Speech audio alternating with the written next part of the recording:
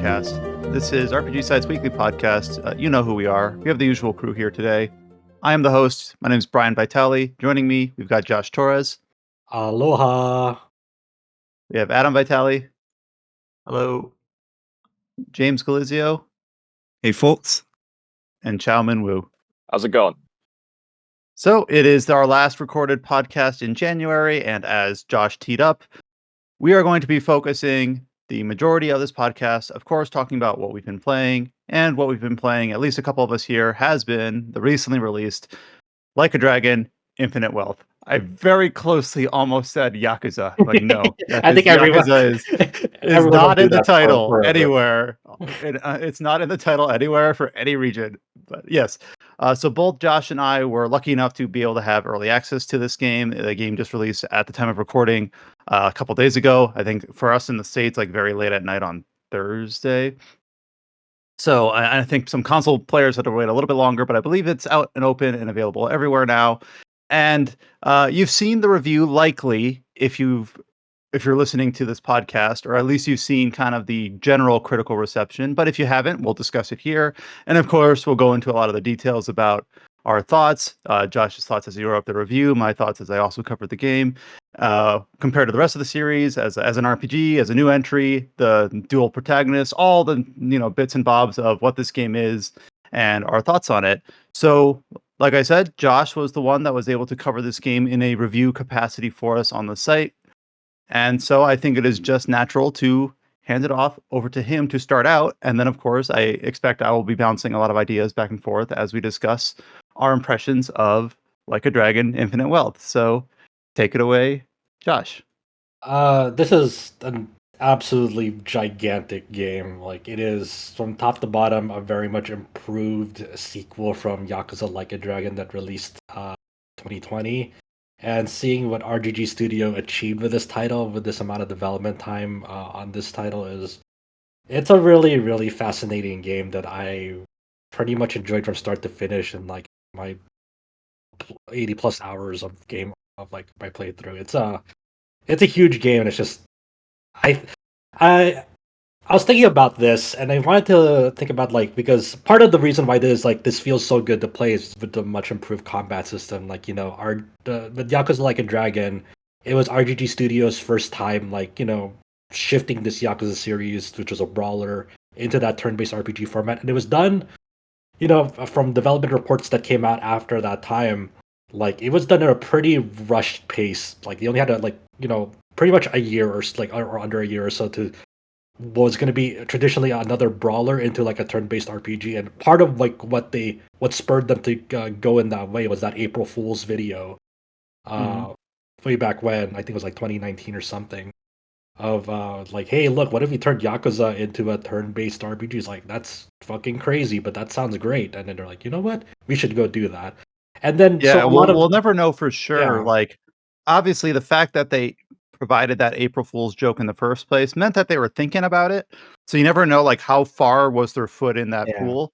But of course, it seems purportedly that the reception to that April Fool's post was so positive and vibrant that they're like, yep, we're doing this now. At that point, their fate was sealed. Yeah, when with Yakuza Like a Dragon, it was definitely, you could feel that some of the RPG elements were kind of slapped on in a pretty shoddy fashion. It there was a lot of unrefined things about it. And one of the things I really stressed in this review is this game just feels way better to play. Just I was talking with Brian about this, and not to I still really like Yakuza Like a Dragon. It's a fun game to play and see, and how Ichiban's story starts and unfolds and all that. It's a very, very pretty good game. But when I was playing through Infinite Wealth, I was telling Brian, I was like, this kind of really blows Yakuza Like a Dragon out of the water. It kind of even though Yakuza Like a Dragon was a big game, you can get a lot of hours out of it, this Infinite Wealth still kind of made it feel like a tech demo with how many improvements they made across the board, just being able to move around combat, giving you better visual feedback on what you're doing in combat, whether you're throwing something at them, with an environmental object, or knocking them to another person or another enemy, and then all the stuff you can do with the job system in Infinite Wealth, with skill inheriting and all that stuff. I was just really, really impressed at how well it came together. And I was thinking about this improvement from the Yakuza Like a Dragon to Infinite Wealth. And someone, I forgot who said this, but I think someone said it reminded of the big jump from Kingdom Hearts 1 to Kingdom Hearts 2 in terms of gameplay. And like how it really just like really it kept the same base formula, but the way it feels to play that game feels way better, and the mechanics all around it feel way more thought out and fleshed out. It just feels smoother to play in general. I don't know if that makes sense to you, Brian, when you came into this. No, it definitely does. There's certain things in Infinite Wealth that I knew when playing Yakuza Like a Dragon were missing, but then now that you're playing it and have them in Infinite Wealth, you're like, how did I live without this? Like, for instance, first of all, before I get any further, I will say that I believe that through this entire discussion, we're going to keep things spoiler free or spoiler light as any review would be. I don't expect that we're going to go into any like major story details at all, and if we do, we'll make sure we mark that clearly both in our recording and in the timestamp. So with that out of the way, but the fact that you can move like your position before you execute your ability, and even there's even a sense of progression there, because as you, I forget if it's your class rank or your level, your superior character level, the amount that you can move before like choosing an ability like expands as your character is, you know, progressing, gets stronger. So it just feels like a very, very natural fit. And when you fight enemies that are significantly weaker than you, they've implemented the pretty usual like instant clear mechanic. I think they call it showdown. I'm trying to remember. What was it? Smackdown. Smackdown. So basically, one thing, and I think Adam, if you pull back long enough, I think Adam watched me play some chunks of Yakuza Like a Dragon, and also other Yakuza games where you're running in town, you're trying to do like your normal little side activities or whatever, and an enemy sees you, and they don't care how much weaker than you they are, they're gonna chase you, and you're like, no, what don't game run comes into to me. mind when I think of this mechanic or this quality of life component? Shin Megami Tensei 4. Oh yeah. In that game, enemies that are lower level than you, doesn't matter if they're 70 levels lower than you, they're going to chase you to the ends of the earth to try to fight you. And they did improve that in 4 Apocalypse. That was one of the improvements. Well, I guess comparing that here. So I remember Yakuza Like a Dragon, an enemy that I knew was basically not worth my time at that point would chase me, and I'd be like, no, but it spread away. But not, so that still kind of happens here, but if the enemies, if they're significantly weaker than you, will be marked with a unique icon, and then when you run into them, you have the option. You don't have to, but you have the option to do the smackdown, which will instantly clear them, and you still get the EXP and items. So it can kind of be useful because even though they're a weaker enemy, you can get some items, you can get some EXP or some money. So it's not useless, but that way it makes that so much less of a headache to run around town. And I don't feel like I'm dreading the combat system. And it wasn't terrible in Yakuza Like a Dragon, but I can't imagine going back from not having that smackdown system. So when you talk about like some of the improvements, those were the more obvious examples. I think some better examples that are a little bit more subtle is just when you're in battle, the enemies kind of shift around a little bit because it gives it a little bit of a natural feel. They don't line up in rows and wait for you to attack. People do shift around, and what that can be slightly inconvenient if you're doing like an area of effect ability and someone moves out of range. But it seems like they've kind of muted how much they move, or the characters kind of move a little bit more in a circle. So that if they're in range when you execute the ability, more than likely they're going to stay in range. You don't have this weird system or setup where you have people running into walls or over railings or into cars, at least not as often. You can, like, I had one very early on in Like a Dragon Infinite Wealth. I did do a knockback ability on a character, and then they ran into a moving car, and the moving car did damage to the character, and it was like planned. It wasn't like weird or glitchy. Like it showed like a damage floater of how much the colliding car did to the enemy. And I was like, all right, it just feels like there's a little bit more, like another level of polish to the systems behind the moment-to-moment gameplay. Yeah, the pathfinding is a lot better because for people who played Yakuza Like a Dragon, sometimes when you run up to enemies to do a basic attack, it takes a oddly weird time for them to get to them, like running up to them, because there'd be like environmental objects the character model doesn't know what to do with until like something clicks, and then they go up and go over it and then hit them, and sometimes that took like a weird amount of time in Yakuza Like a Dragon. With Infinite Wealth, it very rarely happens, and when it does, it'll instead of like having that weird time period of like waiting it out, If the game just doesn't know what to do with that character model, it'll like just teleport them to in front of the person and then let them do the attack. Yeah, it's a lot rarer, but it Mhm. still does happen. Like for instance, a follow up to Yakuza Like a Dragon is that as you improve your bond level, and I'm sure we'll talk about that more with certain characters, they have the chance to, after you knock down an enemy, they might follow up and do like an extra bonus hit.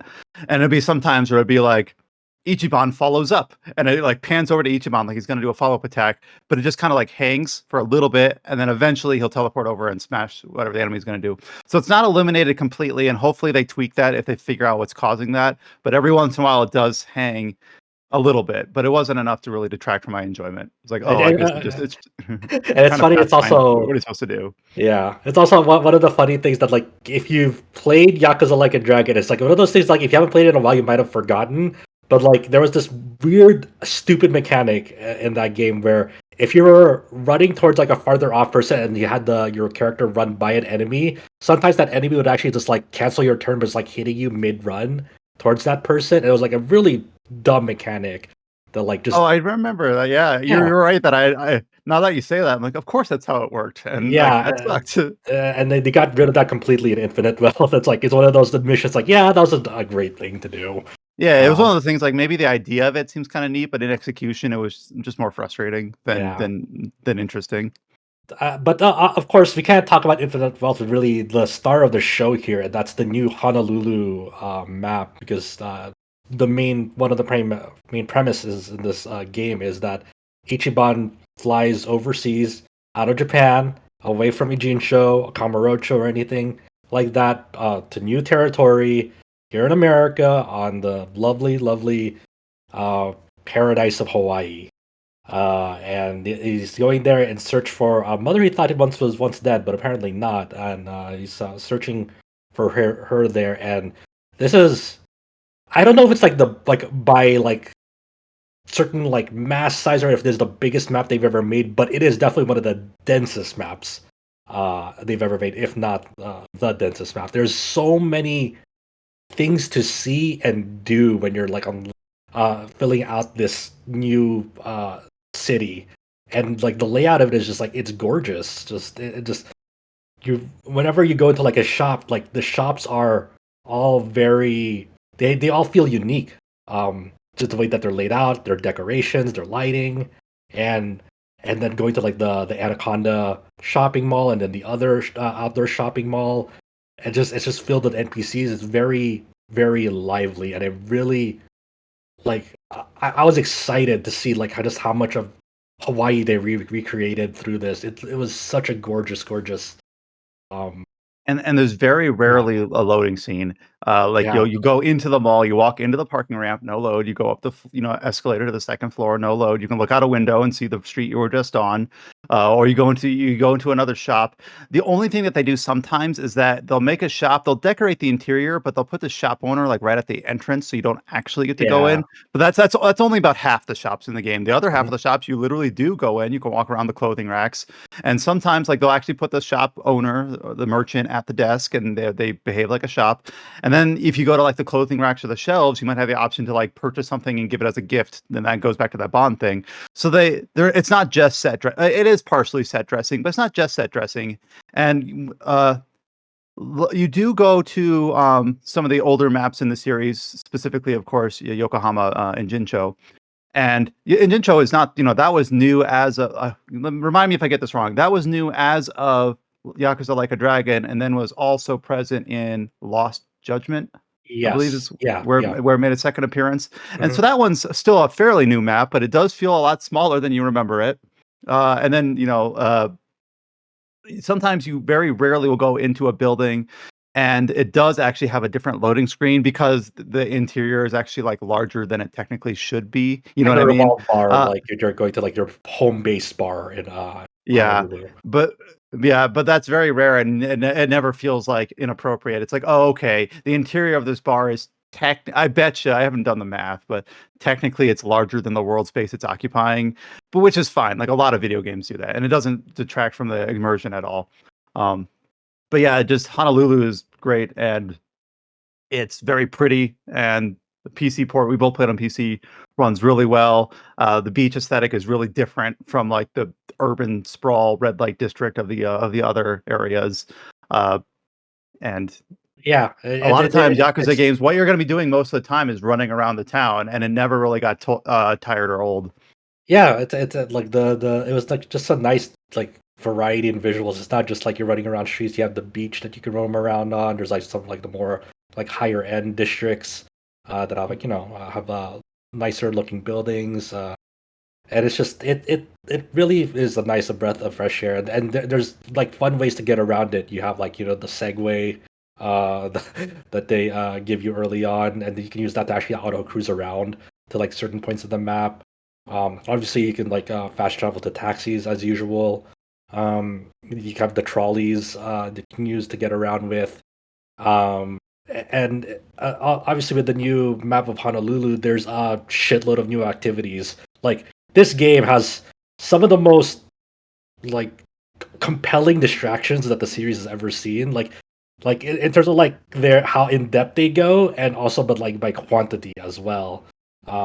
Besides like the sub stories, you have like the Sujimon mechanic has been expanded out to this whole Sujimon League thing with gym leaders, the 3 versus 3 battles, raising Sujimon, capturing them, and then the Dondoko Island, which is like the Animal Crossing whole thing where you can easily like you can just go into a vortex of like many hours of just like getting distracted from like all the different things they added in this game. It's like it's so much. It feels like it feels very overwhelming, but at the same time you're just like that's so cool that like they were able to include this in the game. It already feels so massive, right?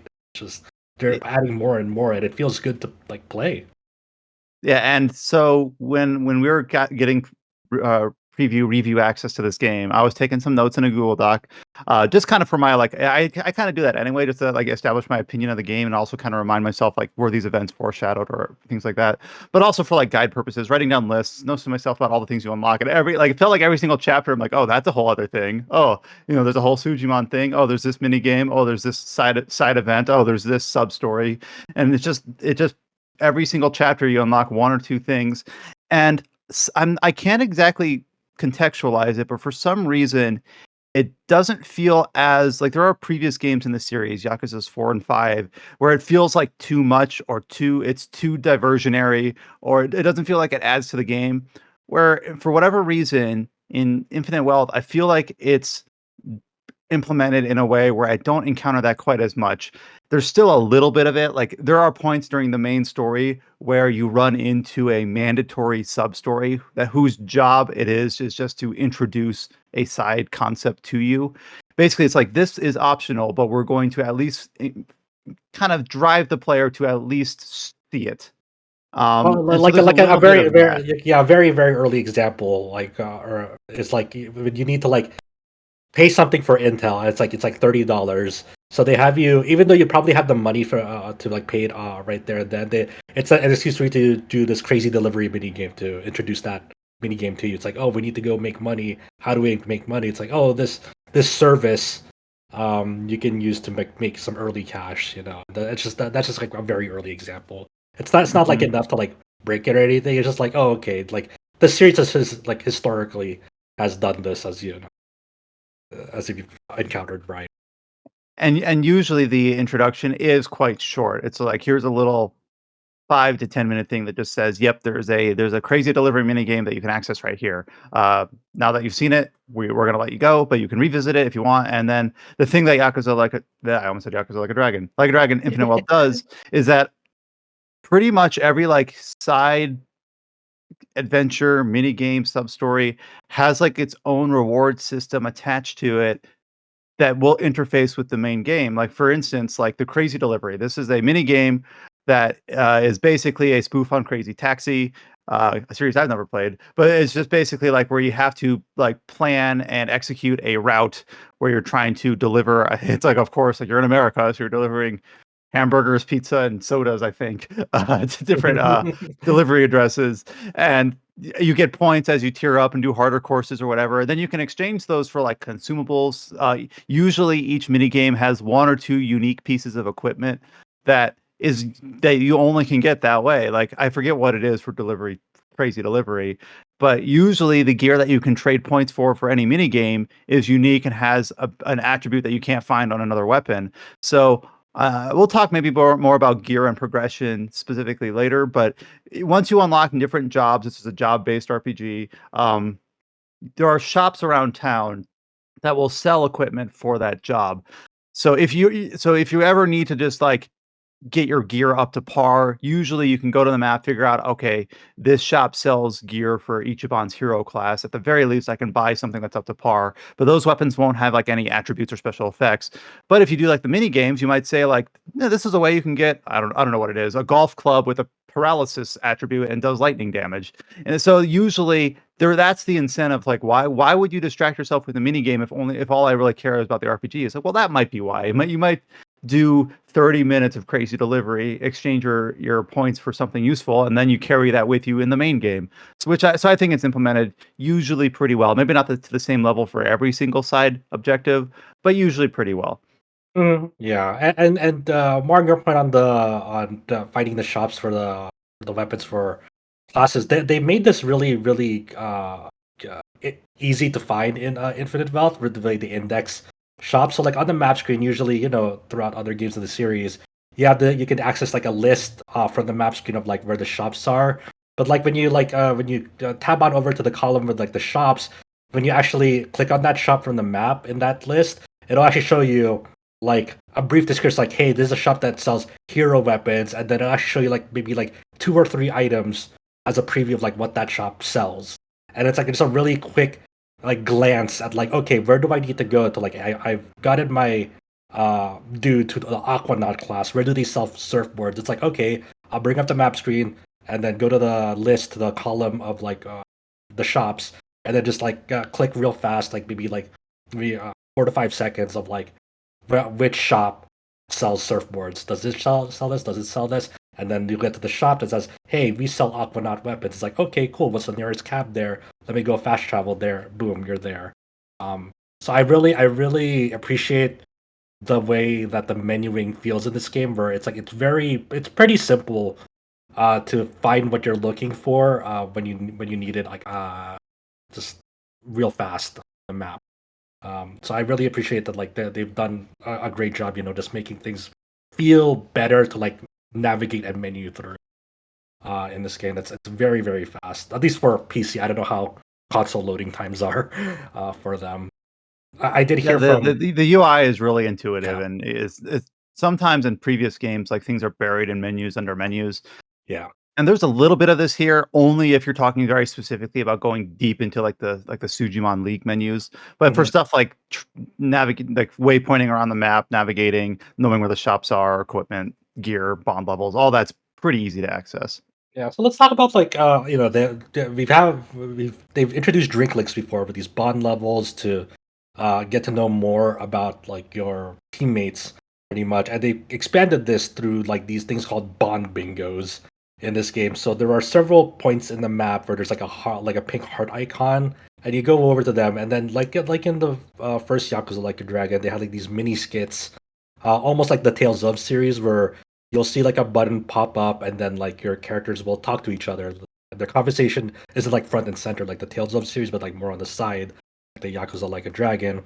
And this one they really expanded it, so like you can actively like seek out these things, and every time you fill in like these bond, like these heart icons on the map, and see these conversations, you'll fill in this bond bingo, and these conversations are just basically getting to know more flavor text and about your teammates, like what their favorite foods are, bad habits, what their future goals are, or like what they're frustrating with, like modern technology, like Adachi's like my cell data like isn't like reliable at all. It keeps dropping out. What's happening?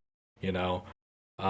Just little stuff like that. It can be like anything about their lives, pretty much. It's like ancillary stuff, not related to the narrative. It's more like, what is this character? What are their motivations? What are their dreams? What are their fears? What do they like? What do they do in their spare time? Yeah, It's just kind of fun little tidbits for the characters. It's kind of like just like random chatter that like feels like it feels natural, like to bring it up, and you're like around that area, and like all the dialogue exchanges are like they've done the localizers did a pretty damn good job, like making it sound natural and feel natural, like just bring that up as like you're hanging out with them and walking around with them.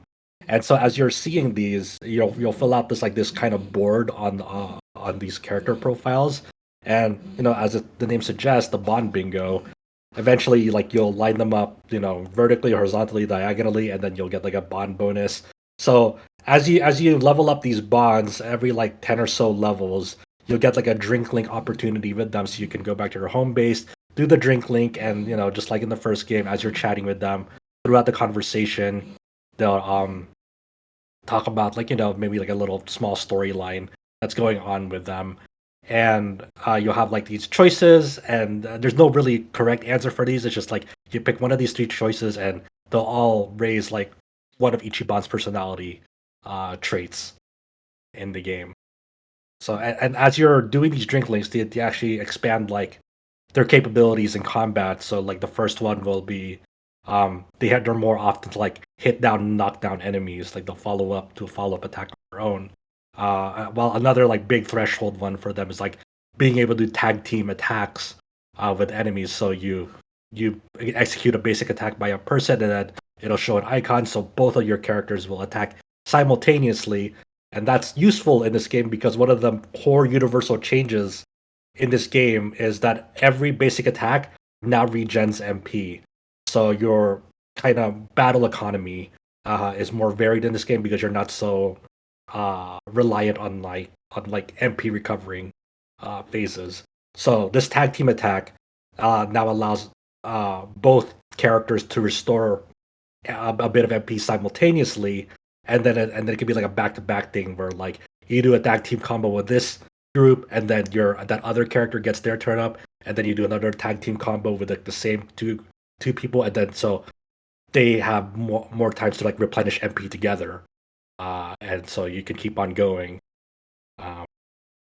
There's a couple like similar but different mechanics that they all unlock through the bond link system. So and you can go into the menu and it'll tell you exactly like at what bond level each different capability unlocks. But like if you do any attack, a character that you have a bond with has a chance of doing a follow-up. So that's one thing. Then there's the combo attacks where if your bond level is high enough, if you're standing near a character, like Josh said, you'll get a very clear icon that says because you are standing close to your other character, you will do, if you do a basic attack, you will combo. And then there's there's like during battle, there's like a little bit of it's not quite an overdrive or limit break meter, but it's similar to that. It looks like the sideways 8, the infinity symbol. And then as you fill that up, you can do like a tag team attack between the pair of characters that will each have like a different sort of effect. And the nice thing about the tag team attacks is depending on who is doing the tag team, it'll raise different attributes. Like I believe if you do like Kiryu's and Sanhee's tag team attack, it will raise everyone's agility. I might not have that exactly right, but each tag team will have a chance of raising attributes, so it's kind of good to do them just because in that front it'll help pay dividends later in the battle. And then later on, you unlock kind of higher versions of those. Like one of Ichiban's later ones incorporates everyone in kind of like an all-out attack sort of thing, Persona style. So, but the bond links and the other thing that they do that is in addition to this is related more again to the job system through the skill inheritance system. Is and similar to other games with job or class-based systems, as you level up in a job, you learn the abilities exclusive to that job. Very expected, nothing fancy there. Then if their bond level is high enough, when they change jobs, they can use skill inheritance to hold on to a certain number of jobs from a previous skills from a previous job.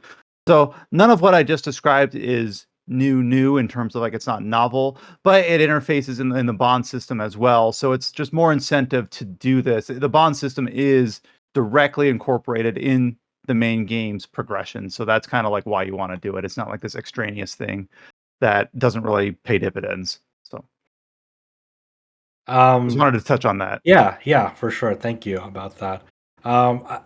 So I won't spoil the story, but I do want to talk about at least the first 2 hours of this game, which a lot of players have already gone through. It's like there's all stuff pre-Hawaii, pretty much. So for people who don't want to know anything about this game or haven't started this game yet, we'll mention like a timestamp where to skip to. But like I just really want to appreciate like how this story begins, because it's such a big RPG, and one of the things that's so crucial in nailing these things is having a strong start. What makes it compelling to start this journey? And Infinite Wealth starts on several years after the events of Yakuza Like a Dragon. And one of the big events in Yakuza Like a Dragon was the dissolution of the Tojo and Omi alliance, which are the two of the biggest players in the whole Yakuza series. So you have the Ichiban now works at Hello Work, and he's helping former ex Yakuza land their feet on the ground, because there's this new 5-year ex Yakuza clause, and which really limits their opportunities because they were former Yakuza. So they can't even get a cell phone, can't get health insurance, can't get reliable employment, and so forth. And it's kind of bad times for former Yakuza people because of that law. So Ichiban is working at Hello Work to kind of establish that link of, hey, I know you're former Yakuza. I'm gonna do my best to help you find your own 2 feet, be able to stand on your own. And sometimes it might be to like more underground job to just like help them out, start getting their lives back together. So things happen, to kind of expose like the more underground nature of this stuff through let's say through a VTuber who's done their own investigation, and things aren't working that great, and that's kind of loops into that whole as Ichiban is going through this. He gets word, from Sawashiro from the first game is now out of jail, and he has a favor to go find his mom in Hawaii. That kind of starts it up. But like within all this, before that whole storyline, there's this more personal storyline that follows up on the personal life of Ichiban and his friends of Adachi, Nanba, and Saiko. The crew. Yep, the crew. And this is where it really plays to its strengths as starring a JRPG party, but with adults. A more mature, like the higher average age range of most RPGs. So they have very adult problems, and this is something as we all grow older, becomes more and more relatable. So for a while now, Ichiban has been crushing on Saeko, and Adachi and Nanba know this. So one night they get to a bar gathering. Adachi and Nanba leave.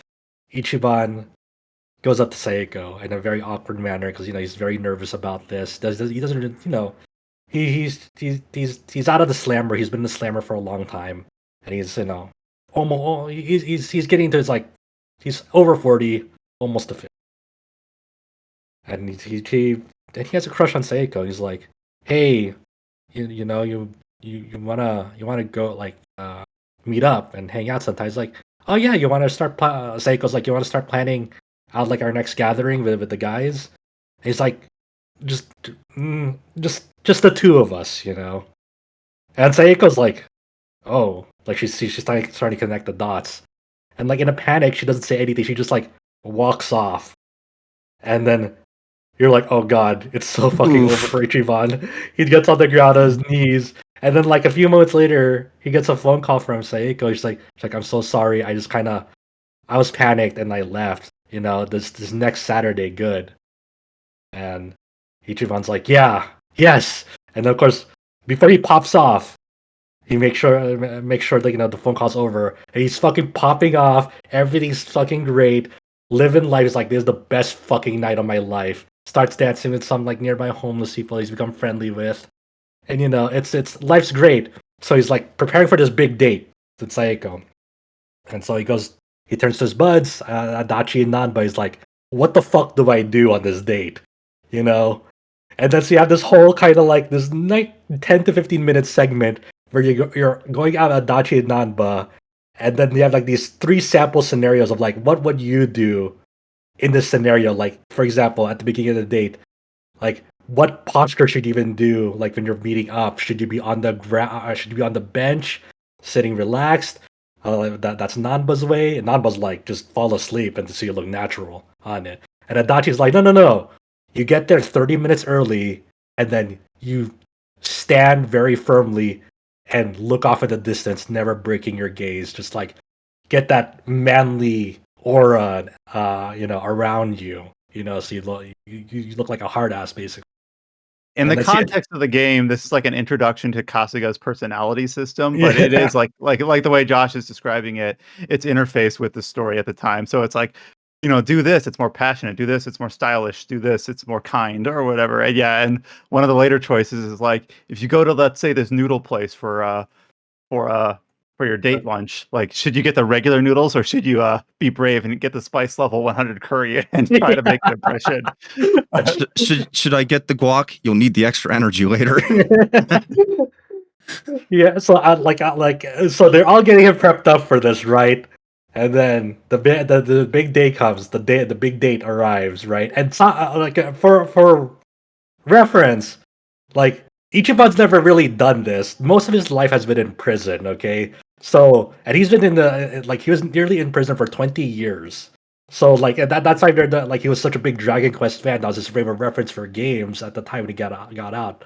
So he has a very old school mindset of how to do this because he has no idea what modern sensibilities are, right? He's still trying to get his life back together from all this. So you go on the date for Sayako. Funny things happen. I won't spell what those are. Those are some really, really great moments during this whole meetup with Sayako. Then the end of the date arrives. It's at nighttime. He's getting a drink for Sayako on the bench. And then he's like, look, Sayako, I know I'm not the smartest tool in the shed. I'm an ex-Yakuza. I'm not that all that smart, but I'm getting my life together bit by bit. And he basically, on the first date, he proposes to her. And then he's doing in a very traditional fashion where he's like, I'll be the breadwinner.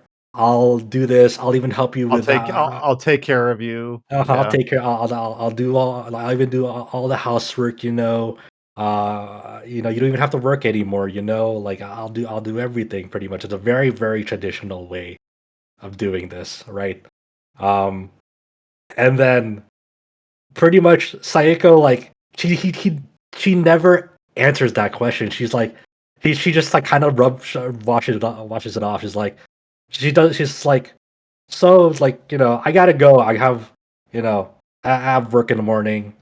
It was nice meeting up with you. Had fun, But she never answers him. He just kind of ignores that whole proposal.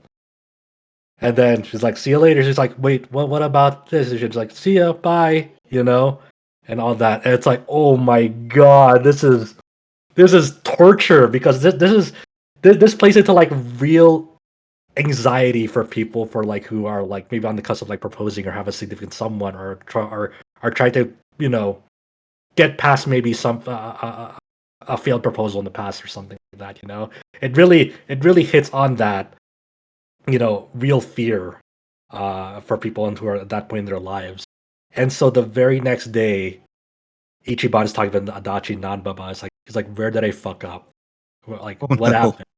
And he's telling this to Adachi Nanba, and Adachi Nanba dude, you fucked everything up, dude. They're like, what dumbass proposes on the first date, and that's the language they use because they're all buddy. One thing this series does really well, especially if you played the first game, you really, really, really, really, really, really should play. At least watch a synopsis of Yakuza Like a Dragon before jumping into 8. This is a series where we talk about what are the jumping in points. I would not, even though I'd like to, I would not say that 8 or Infinite Wealth is a jumping in point. For example, at this scene, the history and the camaraderie between Nanba, Adachi, and Ichiban, and it really shows, especially in this post-date kind of consoling of Ichiban. And we've all been there. It's not just from failed proposals. It's something happens and you fuck up somewhere in your life. So of course the next morning you're out with your bros and you're like, where did it go wrong? What did I do? What did I fuck up?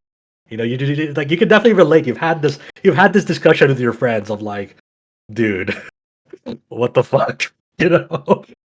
Oh man, so I just like I really obviously I'm kind of giving like the a very generalized summary here, but it's like the way it's done in game is so well done, and I'm just like I really love that they took out this extra time, even though it's like it took about like a couple of hours to really follow up on like what's been going on with Ichiban and his friends and what they're going through. They could have done the straight to Hawaii thing right away, do this through flashbacks, but they didn't, and it's really cool to see that like RGG Studio kind of went the extra mile to really illustrate this and how the way they present these introductory systems in the game, like the personality chance. You said, Brian. Yeah, there is a short time skip at the beginning. It's like you have like some intro events, and then it goes like a very quick 1 year later, and then it goes into like the meat of the game, which leads to Hawaii and all that. So there's a Yeah. little bit of a it's a little bit of a flashback, but it's not presented like a flashback. There's just like here's the initial events set sometime after the 2020 events of Yakuza Like a Dragon. Then there's a year skip, and then the story kicks off. And then Because the games are kind of like aligned with real yeah, world timing and dates. yes, Like they don't do it overbearingly, but like for instance, there's a very short reference to like, yeah, during the pandemic, XYZ, like they'll reference that. So it's meant to kind of like ground with the setting a little bit, even though it is wacky and goofy and weird. yeah. Um, and of course, in Hawaii, you'll meet like several new characters along the way. To like two of your new party members that eventually join your party is a man named Eric Tomizawa and a woman named Chitose Fujinomiya. I won't really get into much about like who they are and whatnot, because a lot of the story it really really fleshes them out in a really good way. Like I think a lot of people will really gravitate towards these two characters as you start learning about where they're coming from and their role in this story. I just think in general, this story is very well done. Despite its length, I think they do a great job, like taking their time, fleshing out things and clarifying things and going to things that like it doesn't feel like a waste of time. Like there sure is some like quote unquote like filler events in terms of like some padding over some narrative sequences for sure, but in general, like the payoffs and sort of like where they go with the story and how they incorporate certain themes uh, from the event, like that bounce off of the events from Yakuza Like a Dragon, I think it's a very effective direction they found for this game, and I really appreciated that. I think people are in for one hell of a long ass ride. It is. I think it is the longest mainline story in the entire series. If you're just talking about this Uh, main route alone. I haven't like put a stopwatch to it. I wouldn't be surprised if Yakuza 5 was longer, but that's split amongst kind of like four distinct stories. Where this one, it's just one continuous story that happens to have two protagonists. I guess we should touch on that. So Mm. it definitely feels like it might even with that caveat, it might still be longer than Yakuza 5, but around the same length. A very long story with a single like plot. Where that's Yeah. one thing Yakuza 5 didn't do very well. It Oh had no. kind of some disjointed plots. But yeah, I guess that kind of leads into the next topic that, of course, when this game was announced, back with the trio of announcements um, last year, late Uh, tw- 2022. yes, 2022. Yes, yeah. Yeah. Obviously, longtime series protagonist Kiryu Kazuma is a protagonist of this game, and I think the comparison is kind of expected and natural. And after playing the game, it does feel like an apt comparison. Is that it's not too dissimilar from Yakuza Zero, where you would spend time as protagonist Kiryu and then also as Majima in that game. But only in this game, it's Ichiban and Kiryu, and the story reasons for that are detailed and intricate, but portrayed as part of the chapter to chapter progression. Um, it ends up working really well because it allows it to tell kind of a wider scope story that is reaching across the ocean, really, with events in both Japan and in Hawaii. But also on a gameplay front, there are more party members in this game than the previous one. I believe Yakuza Like a Dragon had 7, but one was the optional party member Eri, so she was always kind of like excluded from cutscenes. So it was really 6 characters interfacing with the story, where this one has nearly double that. Not quite. I think it's 10. I'm pretty sure. But what they do is they kind of can compartmentalize it between like protagonist A and B, so it never kind of feels like, oh, you've got 8, 9, 10 people to choose from, but only 4 are relevant at any given time because they're in your party and you're using them. It's like, no, they kind of delineate them across the story so that you end up kind of interfacing. They give everyone their time in the limelight. Maybe not everyone. There's a couple that kind of get the short end of the stick, but they give the majority of the cast decent time, both in terms of a gameplay perspective, time to actually use and interface with this character's class. Every character has unique class and abilities, plus interface with them in the story front. And I remember when this game was first announced, there was some criticism. Well, I guess not criticism at that time, but kind of like worry that Ichiban had his game. He was the new protagonist. It was the passing of the torch. But then in this game, oh, we're bringing Kiryu back. It kind of felt like a move that felt potentially, we didn't know at the time because this was all speculation, in the wrong direction. But I will just say, like, not, I won't say those fears are unfounded, but I will say that the execution on Yakuza, Like a Dragon, Infinite Wealth. I almost want to say like Yakuza Infinite Wealth or whatever. But they work with the dual protagonist system and the interplay between these two characters really, really well. Because Kiryu has the same characterization he's always had. Ichiban is like a puppy, basically. And so Kiryu's obviously very like kind, but also kind of stoic and I don't want to say very detached, but he only wears his emotions on his sleeves in very particular moments, where Ichiban, that's just kind of his default state always. Yeah. So they play off each other really, really well. So it's kind of like two different ways of, these guys both have gigantic hearts, but they kind of interface with their friends and their comrades in different ways in the same party, literally a JRPG party. So it's just a really, really fun dynamic, and I enjoyed having both characters present. And when the story asked you to play as Kiryu for a while, it didn't bother me at all. Like like if you had told me that like maybe before the game release, I'd been like, like I don't want that. But no, after playing the game, I did not mind at all, and it worked really well. Yeah, I'm very impressed that they were able to find a balance. That like, yeah, I was one of those people. It's like, man, is Ichiban gonna get overshadowed by Kiryu because going into his new game? But no, there's a really good justification of why they went this direction with dual protagonists, and they really pulled it off. They really pulled it off. I'm very delighted that they did because like I think about like all the like the balancing act that they might have done behind the scenes during development, and like it could have been. There's so many things about this game that like if like one part kind of felt off or like didn't hit the mark, it feels like the whole thing could have collapsed. But it didn't, and it held up really, really well, and that's amazing. That's incredible. It's just, man, I just think about like this cast of characters, and I just think about like how great of a protagonist this new protagonist Ichiban is, man. Like I would die for this dude, to be honest. He's so I love Ichiban.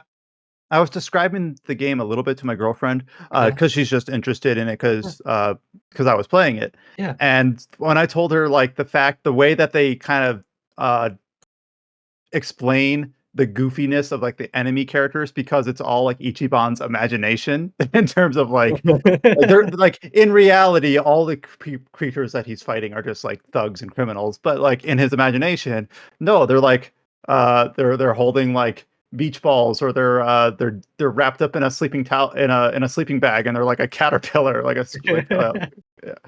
And the fact that when you transfer over to Kiryu, it's like some of Ichiban is rubbed off on Kiryu, so now he sees him this way too. And like you didn't need to explain that, but I'm glad you did.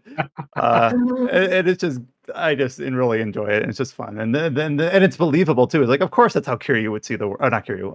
Well, I guess now Kiryu, but that's how Ichiban would see the world as a giant Dragon Quest nerd. Getting time to finally stretch his feet after he's been in prison for most of his adult life. I wish I saw the world like Ichiban. Yeah, that'd be awesome.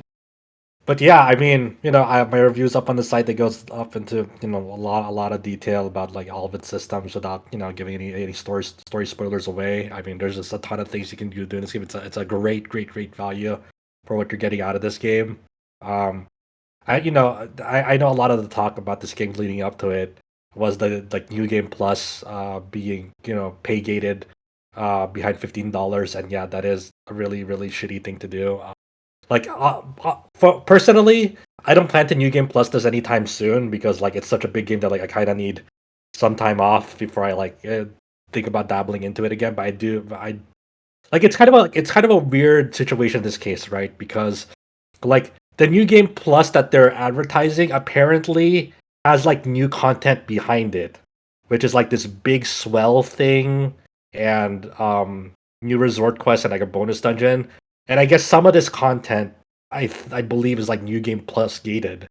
So that's why they're part of the reason why they're charging for it. Another partial reason is also because in Japan, yeah, with Yakuza Like a Dragon's release there, that's how they did it too, where Yakuza Like a Dragon's New Game Plus in Japan, because it released much earlier than in the West, that came as paid DLC sometime after launch. Well, since some time has already passed since the Japanese release of that game, when it was coming out in the West, they decided to just bundle that in for free for us. So, and with this game, with Infinite Wealth being a global simultaneous release, both in Japan and in the West, they kind of adopted one policy for both of them because there was no delayed release or another like Western release that would come out later or something like that.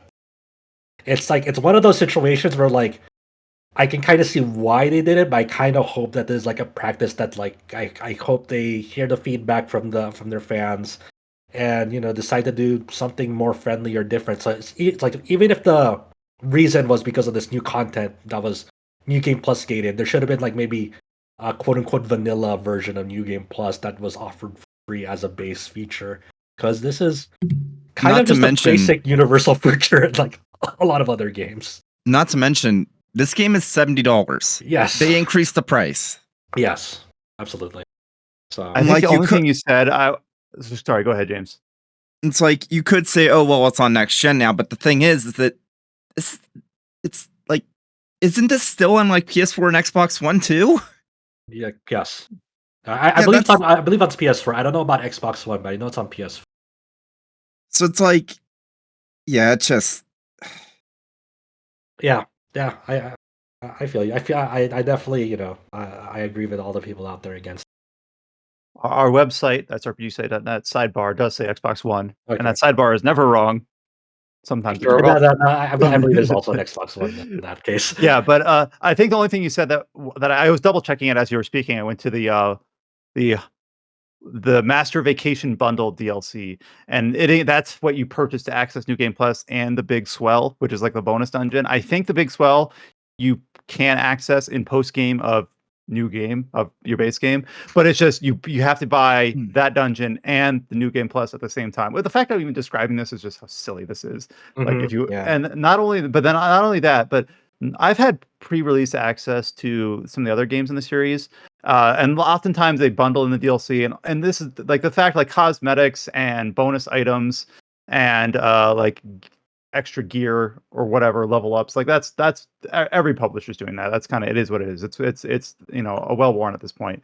But like this game has the exclusive pre-order jobs, the linebacker and the tennis ace, and like we didn't get those, which kind of surprised me. Yeah, but that activated kind of difficult because people ask like, "What do you think about the like jobs?" And like, I don't know, I didn't have access to those. We played the vanilla game without any bonuses, and I actually kind of thought once the game released, I was like, you know what, I want to make sure my opinion is informed. Also, I just enjoy the game, so let me see. Like, I'll drop $5 to buy those other jobs. Like, why not? Like, that way I can support the developer. And like, I should have known this, but I didn't. Like, you can't. Yeah. If you didn't pre-order the game as of right now, you cannot get access to those jobs. It was like behind the scenes, it was driving me insane because I wanted to like in our job, like Brian and I have been fucking shitting out guides for this game. So hopefully, if you have trouble with the game, we have a lot of guides. Please check them out. We've kept them as spoiler free as possible. But I was working on this jobs guide for the game, and part of the thing I really wanted to do with this thing was make detailed skill lists for every job in the game. So like when people wanted to find the skill that they wanted the skill inherit later on, they could just like Control F on that page to go find like, hey, I need something that like ignores guard to skill inherit.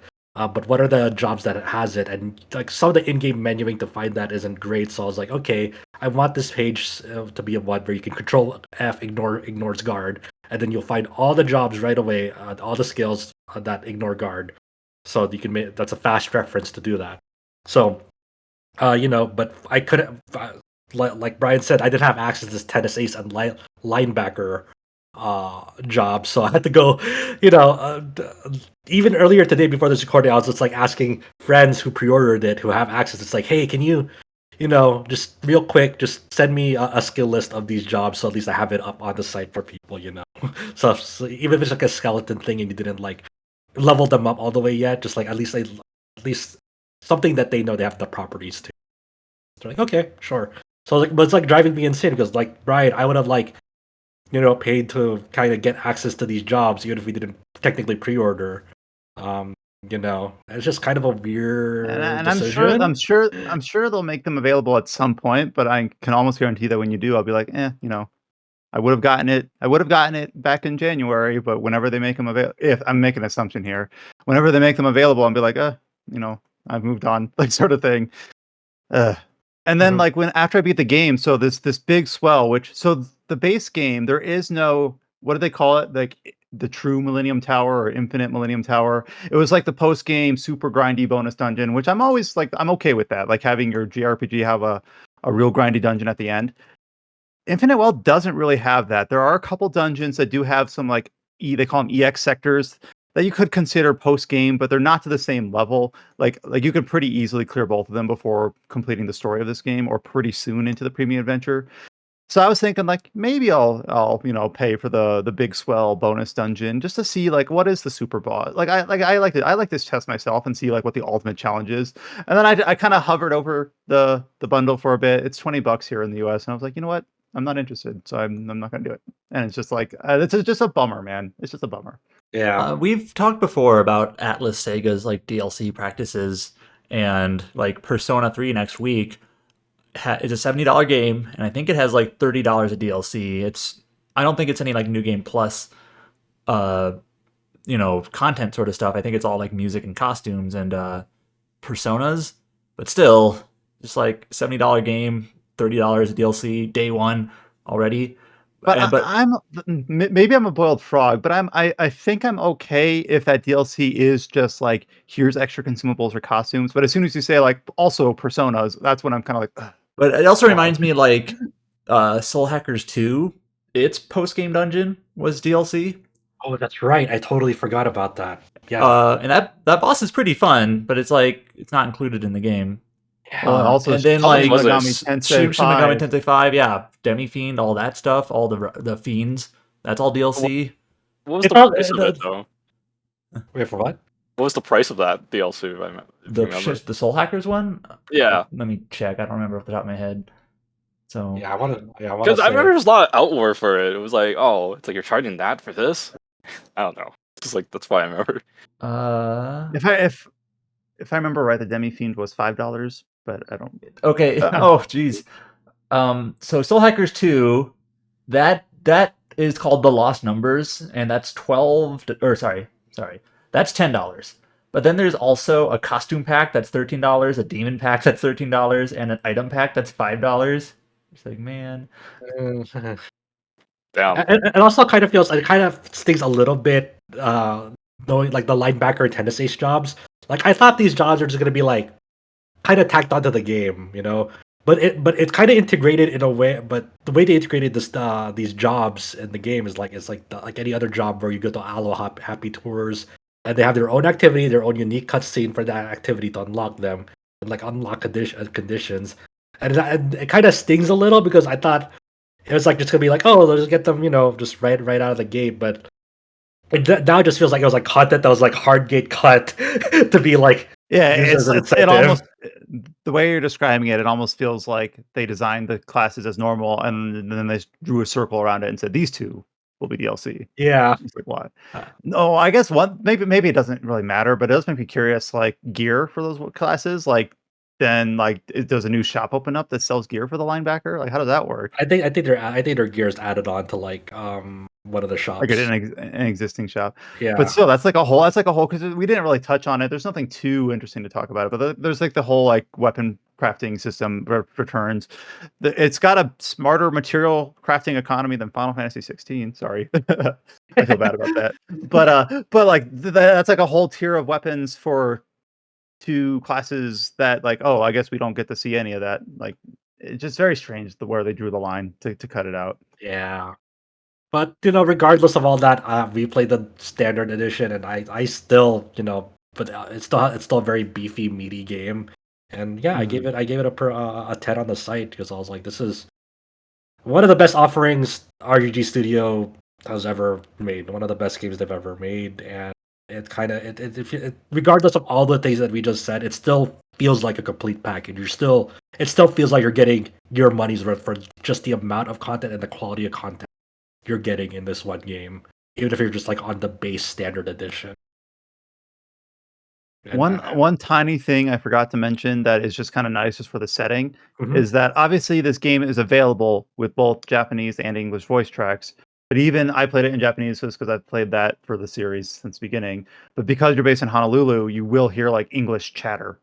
Uh-huh. And it just makes sense. And then the new character that's introduced, Eric Tamazawa, speaks and understands English. So they use that to kind of explain like why there isn't a full stop language barrier in the case that a character is speaking English.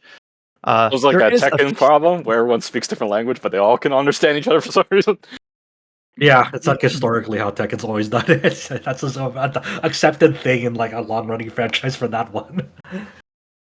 The only thing that's a bit strange is that this is a footnote of a footnote, but it is still there and it is still a bit strange, is that you can listen to like podcasts on your phone, and if you're listening to it in Japanese, there is no subtitles. So it's kind of like, oh, do I just switch it to English if I want to listen to a podcast? So that right there is a little bit rough. Yeah. Mhm. But so Okay. hope maybe it could be one of those things where if it wasn't intended to have subtitles, they couldn't just add them. The localizers, Right. it's one of What those would things have to where happen in that case is that the development team in Japan would have to have added a place for subtitles to go.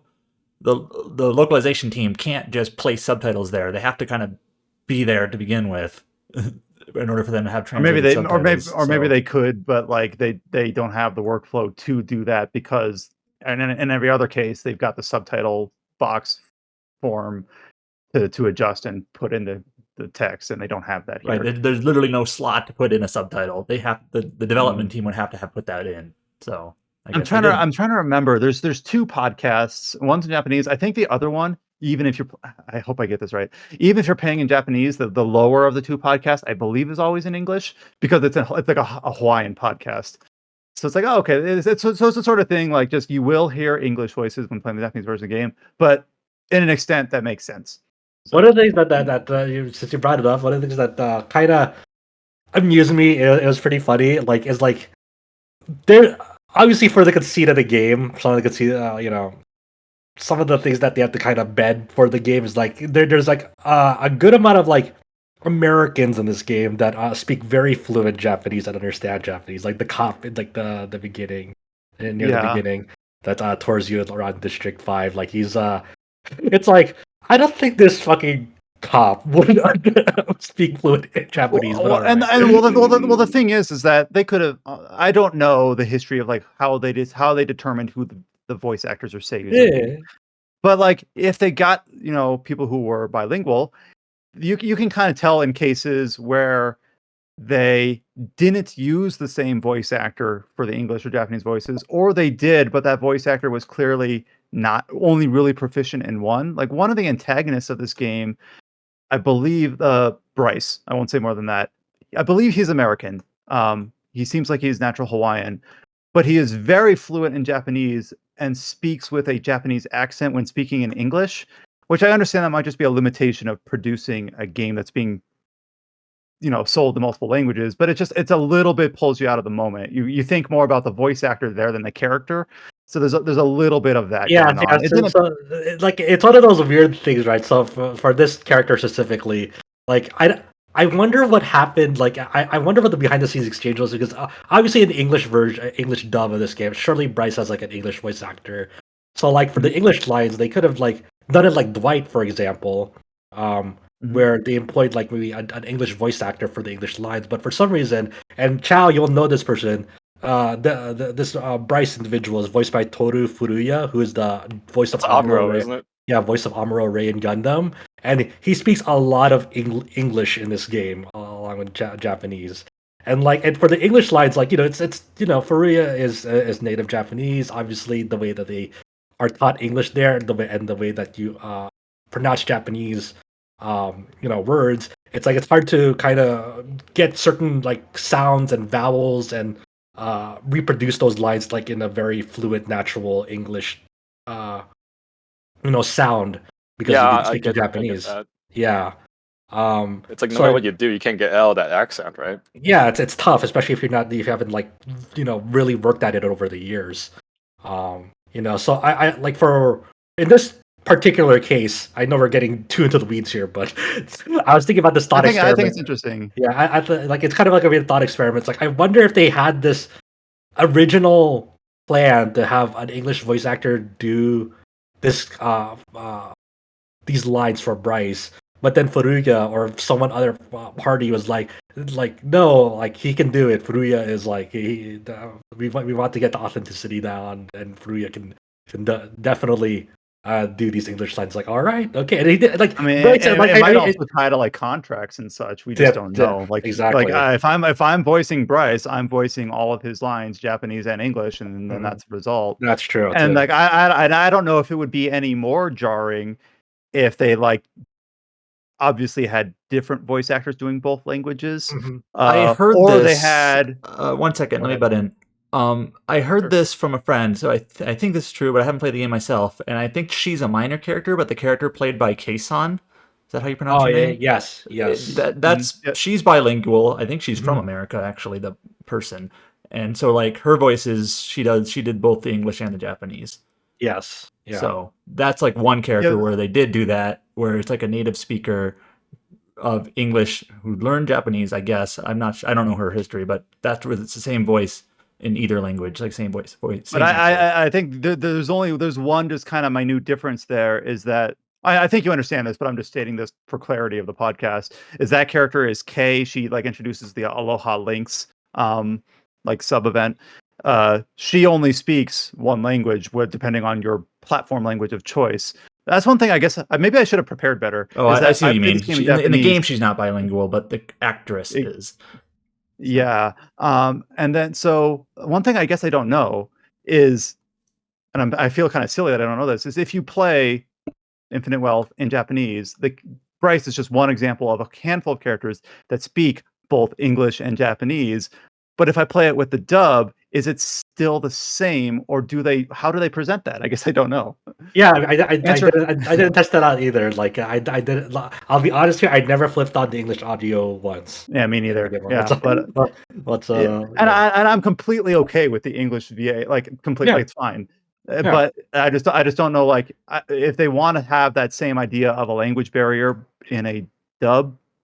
It must be challenging. Done that before.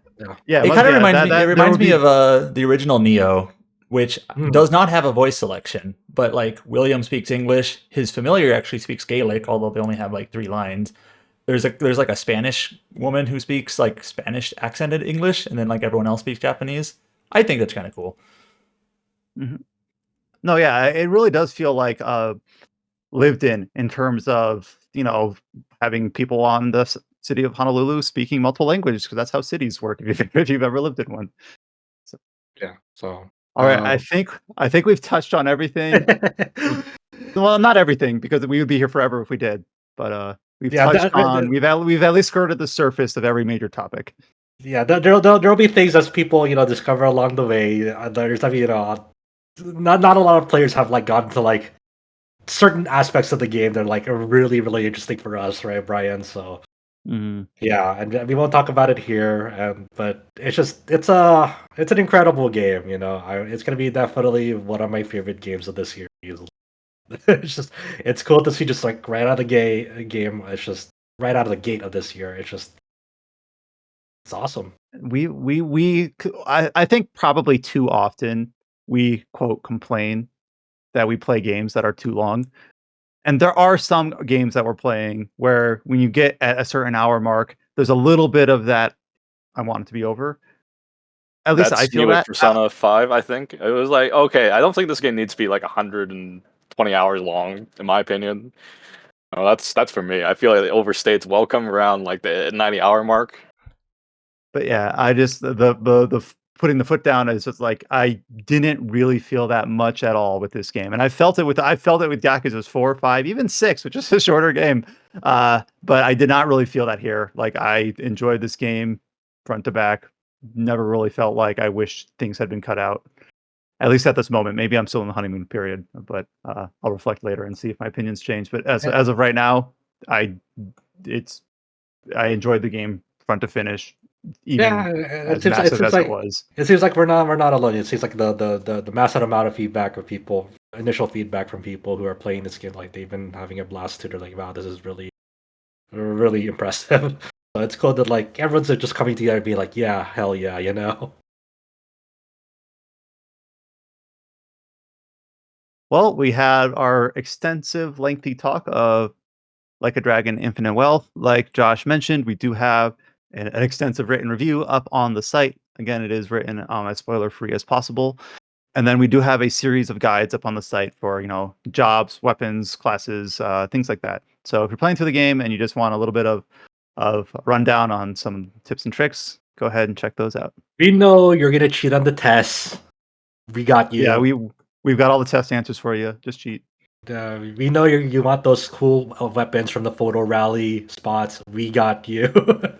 I mean, these guys get time travel involved. If you think about it, I mean, you just load back your save file from before, and then you answer it correctly. Well, in real life, is that convenient? Mm. The second game we have listed is a game that also released here in the West this week.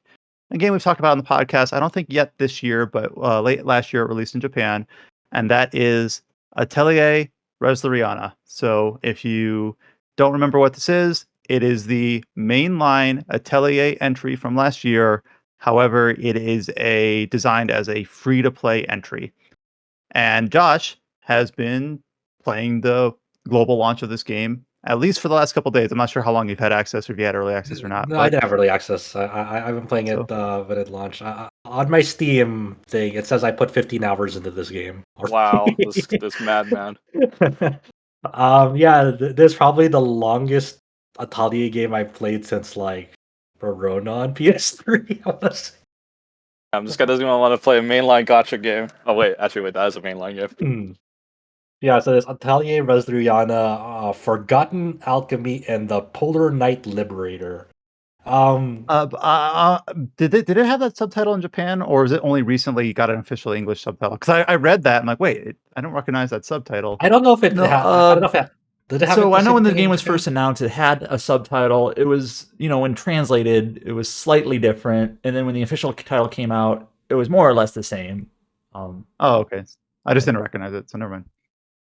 So the like Infinite Wealth, this game also has dual protagonists. One is a girl named her full name I forgot. It's like Resdelict or whatever. But it's Can I interrupt real quick? Yes. I was sorry. I was tripped up on Brian's title thing. Sorry. So, Uh-huh. when it Oh, was announced in Japan, the way that Kite, our translator, translated the title was The Forgotten Alchemy and the Liberator of Polar Knight. Oh, And then the official English translation, the actual title is Forgotten Alchemy and the Polar Knight Liberator. So, more or less the same. I got it Yeah. pretty damn close. Yeah. yeah. So Sorry. there you go. Yeah. Continue. So yeah. So you shorten her name to Resna. Like this is a very Atelier series to do. They have like a full name, but then they go by a nickname. And the whole premise of this game is, I forgot what the land's name was, but apparently in this world, alchemy has been forgotten for about like 150 years, because the mana reserve has basically dried up, thanks to this comet that happened some time ago in this world. So Resna is studying under her master, and she's trying to like spread like the joys of alchemy and trying to get people to remember, hey, alchemy is cool. She's trying to make a living out of alchemy, like to produce things and sell things, and just a very simple story setup. So that's kind of where the forgotten alchemy part of this subtitle comes in. It's a very, very basic story from the beginning. You've learned about a little bit about Resna's background. She has a childhood friend named Izana, and then eventually she'll meet like two other original characters like Marion Roman, I think his name was. And it's pretty much hey, alchemy is fucking cool. I'm trying to become a full-fledged alchemist, and like acknowledge from my master, uh, to become a full-fledged alchemist. And then part of this story that they introduced early on is the other protagonists of the Atelier games are also involved in this game. And they get, it's like another world isekai story where they kind of get transported into this world. You have Totori, Rorona, Ryza, Heathgriff, Judith, Marie. I've seen Aisha. Aisha, and several other ones. And so they interact, or you interact with them early on, like, hey, we all got transported here, and we're all trying to find our way home. But they have none of their all their alchemy powers are can't be used in this world because the way they perform alchemy in this world is fundamentally different from how they perform alchemy in their own world. So they're not all beefed up alchemists in this game as well. So that's kind of the reason why they can't fucking that's kind of the story reason why they can't wish away or make something why they're not coming in at level 100. Yeah, pretty much. And then the other side of the story is another protagonist named Valeria, and Valeria is sort of your typical RPG protagonist where they lost their memory. They're a badass though. They know how to fight really well, and they have their first friend was pretty much the person who found and they'd have no idea of who they are. Pretty much, they're kind of working under this kind of shady order, so they're kind of more like mercenaries for hire. Valeria is not a alchemist. Her whole side of the story isn't really dabbling with alchemy. But eventually, as you learn more about these two, and it's more Resna focused than Valeria focused early on. But eventually, they intertwine. Their stories intertwined during this assignment to go retrieve this lunar flower. For Resna's side, they want the lunar flower for some sort of alchemy recipe. For Valeria's side, it's an order from the organization that they're working under, and they agreed to help with each other because Valeria's friend got lost, and so they decide to go explore together because it's safer. And eventually, this coalesces into a direct run-in with the main antagonist of this game, the Polar Knights, and or the Polar Alchemists rather, and they're sort of the bad alchemist group. They do alchemy, but they do it for bad things. And that's kind of where the story has kind of ended off for now, at least from my playthrough right now. I'm still going through it because there's there's a lot of there's story gating in the sense that sometimes to get to the next part of the story you need to fulfill certain things. So you need to have seen the previous story, and then but you need to also craft a certain recipe that you obtain. But in order to craft this recipe, you need to fulfill other prerequisites where you need to synthesize another thing and then go past this dungeon. But some the power level of that dungeon might be higher than what you can handle right now, and so forth. And it's kind of interesting to see that how they were able to make the alchemy parts of the Atelier series a very big deal in this game, because as you're progressing through the game and doing its content, you'll get new recipes and they'll have rarities.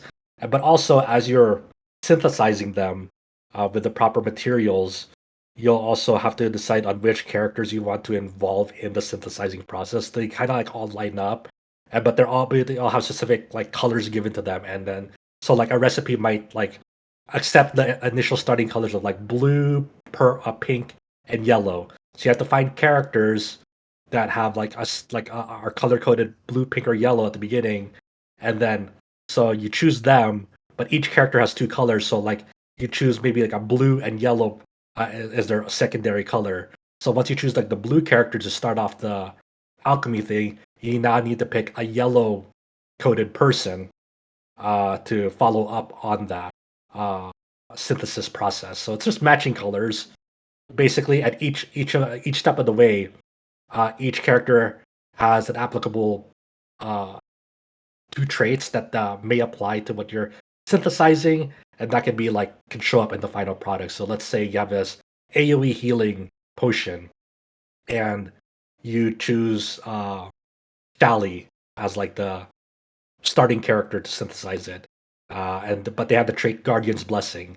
Guardian's Blessing makes it so if that applies to if that trait is carried over to the final product, whenever you do this AoE healing spell, now all your characters have that defense buff on them, that Guardian's Blessing defense buff. And obviously, like in the games, these traits have certain effectiveness. So they could be like Guardian's Blessing 1, 2, 3, 4, or 5, for example. So you start like in the Atelier games, you can start going to the deep into the rabbit hole of manipulating what traits you want into a certain item, because that'll serve you in the long run during battles.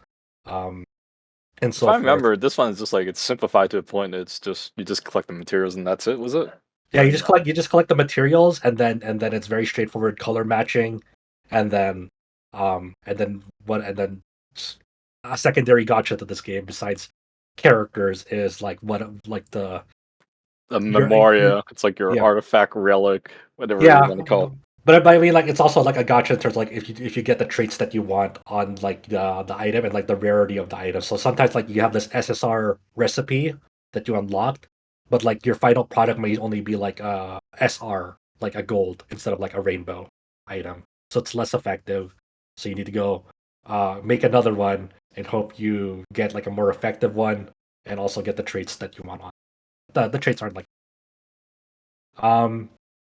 the thing that really clicks with me in this game, the only the reason I kind of like playing this game, despite its free to play gacha nature, is the battle system is actually really, really fun and compelling to do in this game. So it's a turn-based RPG, and then a lot of it is timeline manipulation. You can field up to 5 members in battle, and they all have different roles. Some characters are defenders, some characters are supporters, some characters are attackers, etc. But you have this timeline, kind of visualize it, and you have a turn order, and you see and then the timeline moves from left to right with the rightmost character or enemy acting first. And along this timeline, there'll be different icons for damage taken, or you deal decreased damage, and then you deal increased damage and burst. Those are the 3 main icons you're worried about on this timeline. Obviously, you're trying to manipulate, so ideally you want this decreased damage turn to be on enemies, and then the damage up and burst ones to be on your characters. And you do this through different ways. Each character has 3 attacks. One is a very basic attack that doesn't do a lot of damage, but it gets their turn sooner. So they slot into they can slot into the timeline sooner, get their turn faster, but it'll move other characters around them to different spots of the timeline. The second one is a much more damaging skill, but their next turn is farther off. And the third one is their burst, and that's the big skill, damaging skill that they have that they can only unlock during a burst turn. So normally this attack is unusable unless they get their turn on a burst turn.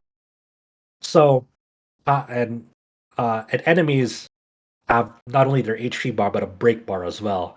So when you break enemies, that'll cancel their upcoming turn, and they'll be left in a stun phase until later. They can.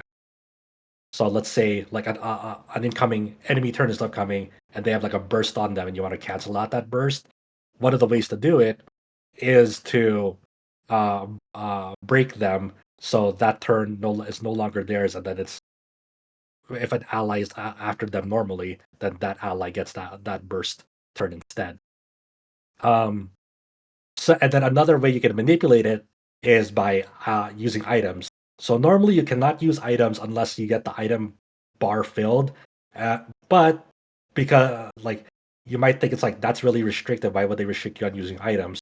So the main thing, the main primary use of like items in terms of like just universally buffing or debuffing your part of your enemies is like when you use items, it'll shift the entire timeline back one. So because using items is a dedicated turn, kind of like a free turn, but it shifts the whole timeline back one. So let's say there's an enemy turn incoming that has a burst, and like you have no way to like break them in time, but you have your items.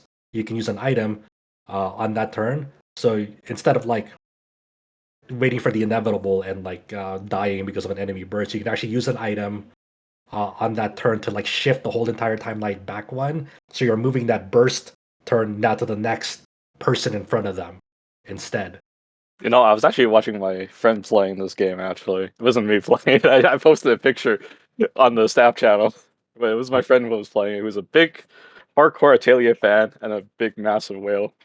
But he was playing it, and it's like he was trying to explain the system. I'm like, this looks like Trails to me. It is kind of like Trails. Yeah, you like it. Yeah, it's admittedly pretty like very similar to the Trails timeline manipulation mechanics.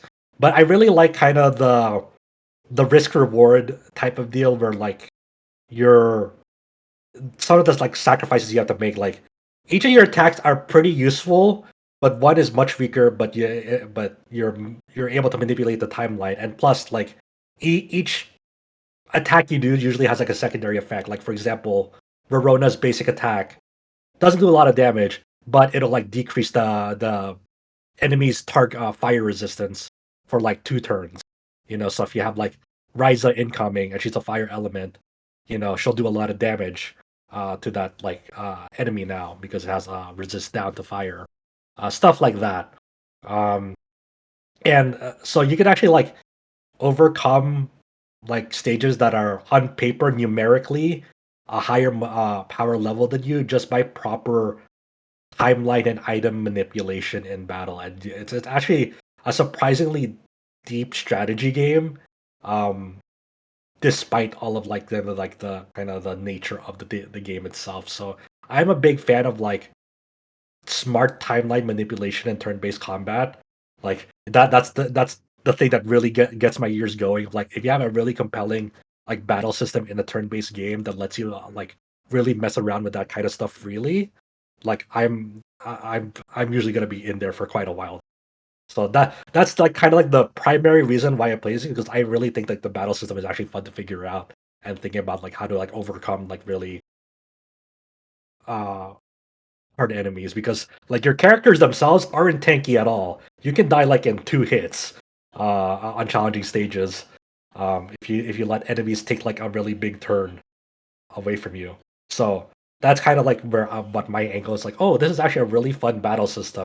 You kind of have to deal with some bullshit, typical gotcha bullshit, but if you can get past that, there's actually a really pretty fun gameplay loop to this game. And there's like a lot of like nice quality of life things in this game. Like for example, if you 3-star a stage or a dungeon or whatever, you don't have to play that again. You can just like skip it freely for like materials and experience if you need something. So as long as you 3-star something, you never have to manually play it again. You can just like skip it and then uh, move on to like the more important stuff. So you're always playing things that are like fun for you and less of a chore, because you don't have to really manually like replay things that you've already beat.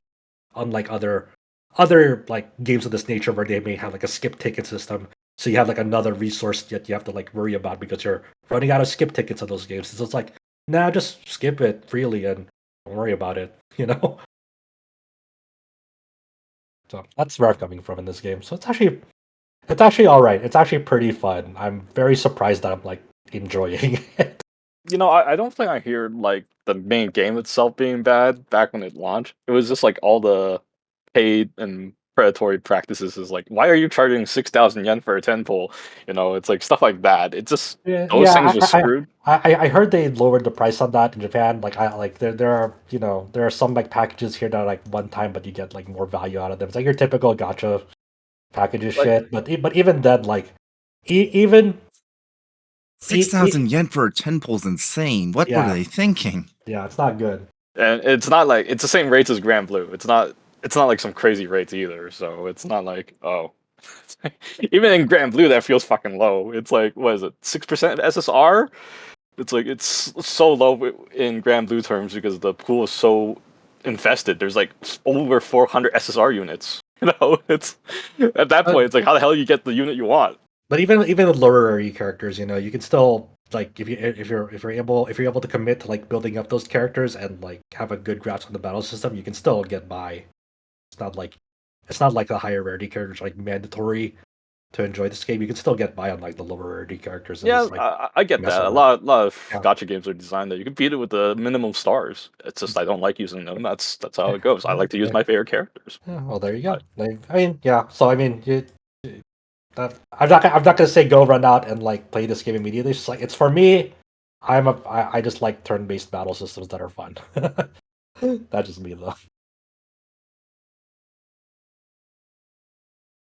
Thank you, Josh, for going back to back and covering impressions of the global launch of Atelier, Resleriana, whatever subtitle Adam said it was.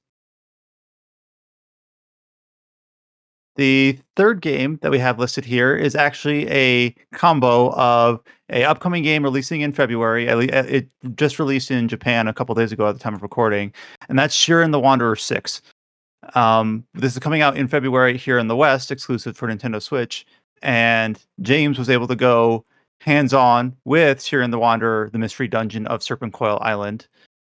So we have some preview impressions on that, and then it sounds like James also went extracurricular and started playing a few other games in the series as well. So without further ado, I'll hand it off to James to talk about Shiren the Wanderer. Yeah, so earlier this month, we had the chance to play a couple of hours. Well, I had the chance to play a couple of hours of Shiren the Wanderer, the Mystery Dungeon of Serpentcoil Island. For the anonymous code interview that I put up a few months ago, that was actually at, I met up at Spike Chunsoft's North American offices. And there was a similar deal this time where there were a couple of outlets that were invited to try out the Western version of Shiren 6. I'm just going to say Shiren 6 from now on because this series titles are way too long.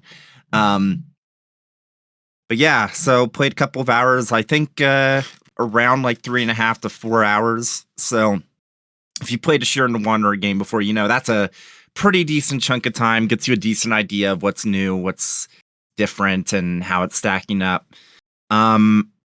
So I know Adam has played Shiren the Wanderer games before. Has anyone else played them? Have you played any, Chow? Oh, you have? Okay. Yeah. Okay, so Shiren I've 6... only played Pokemon Mystery. I only played the first one with the fan translation. I think if you go back in those days, they were either comparing this game or to that Dragon Quest roguelike, the Torneko, I think it was. Yeah, the original. Well, the original that's Mystery Dungeon game. That's how Shiren the Wanderer was born off of that. Yeah, so people were just always comparing these two games side by side. It's like, which one's better? Yeah, it's like back in the day, Chunsoft made that spin-off, and it's like, oh shit, we have something here. We need to make our own original IP out of this. But yeah, so I guess to start with the things that are new with Shiren 6, it's all 3D now. Not a huge surprise considering pretty much all of the most recent Mystery Dungeon games have been 3D, whether it be Pokemon Mystery Dungeon, Etrian Mystery Dungeon, or otherwise. Void Terrarium. I don't think that's the same developer, so it doesn't really count. It is 3D and it is a Mystery Dungeon game. Sorry. Yeah. So anyways, a lot of the elements from previous Shiren the Wanderer games return. Like you have the equipment upgrade system resonance. You have different items with different abilities inherent to them. They can be cursed, they can be blessed, all sorts of stuff like that. I'm not sure if blessed stuff is new. I think it might be new, but like now you have the chance of finding items that are either blue or orange and they have like increased stats versus like normal versions of those items, I believe. But some things have changed. First off, and prior to this week, I thought the day-night cycle was something that Shiren 5 added to the series, but apparently that was either Shiren 4 or maybe even earlier on that it was added. Well, the day-night cycle is gone. So when you're in the dungeon, instead of it being a constant day-night cycle after a certain point into the excursion, now you have a different system where at later floors, these larger monsters that are basically completely shielded from the front and the sides, called behemoths, can spawn. And unlike with night monsters in previous games, there is no benefit to actually engaging with them. Defeating them will get you 1 XP. And they're very hard to defeat. They move very slowly, and you can only damage them from behind because the front and the sides, they basically have a barrier that prevents you from hitting them. So your best bet is to just ignore them entirely. But since the day-night cycle is gone, that means that also torches are gone. So that's one less thing that you need to worry about in your inventory managing, in addition to your healing items, your like buffing items, like maybe your staffs, maybe your scrolls, that sort of thing, as well as your equipment. So that's one less thing to worry about. But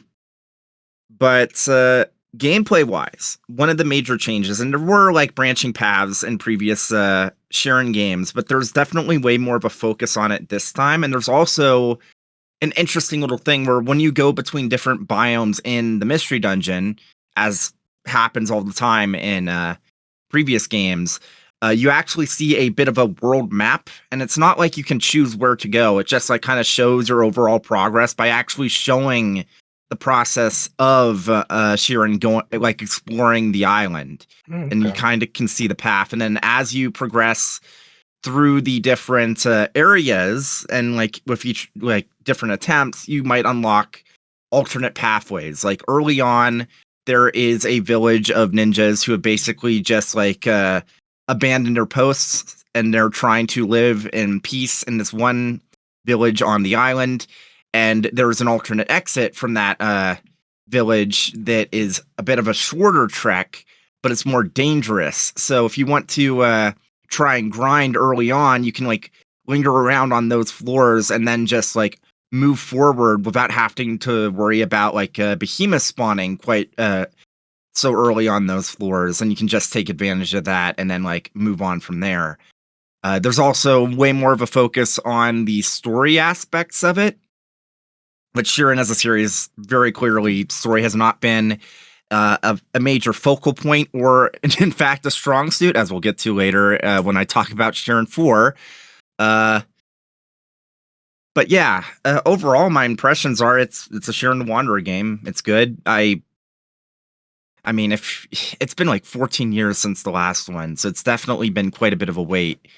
So I'm very curious how folks will feel about it when it launches. But I'm enjoying it. Well, I enjoyed what I played of the preview so far, and looking at a few like Japanese impressions, it seems like it's being well received over there too. So that's good. I was wondering how it's going to go because of the shift to 3D for the game. Yeah, It's kind of bad for this game because of the release date. Like, yeah. just put it like a day before like all the big major release, just like a current fighting game that I was playing. It's like, why would you put it a day before Tekken 8?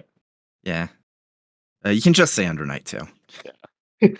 It who will not be named. That port shall not be named. They fixed most of the issues already. Makes you wonder why it launched in that state, but hey.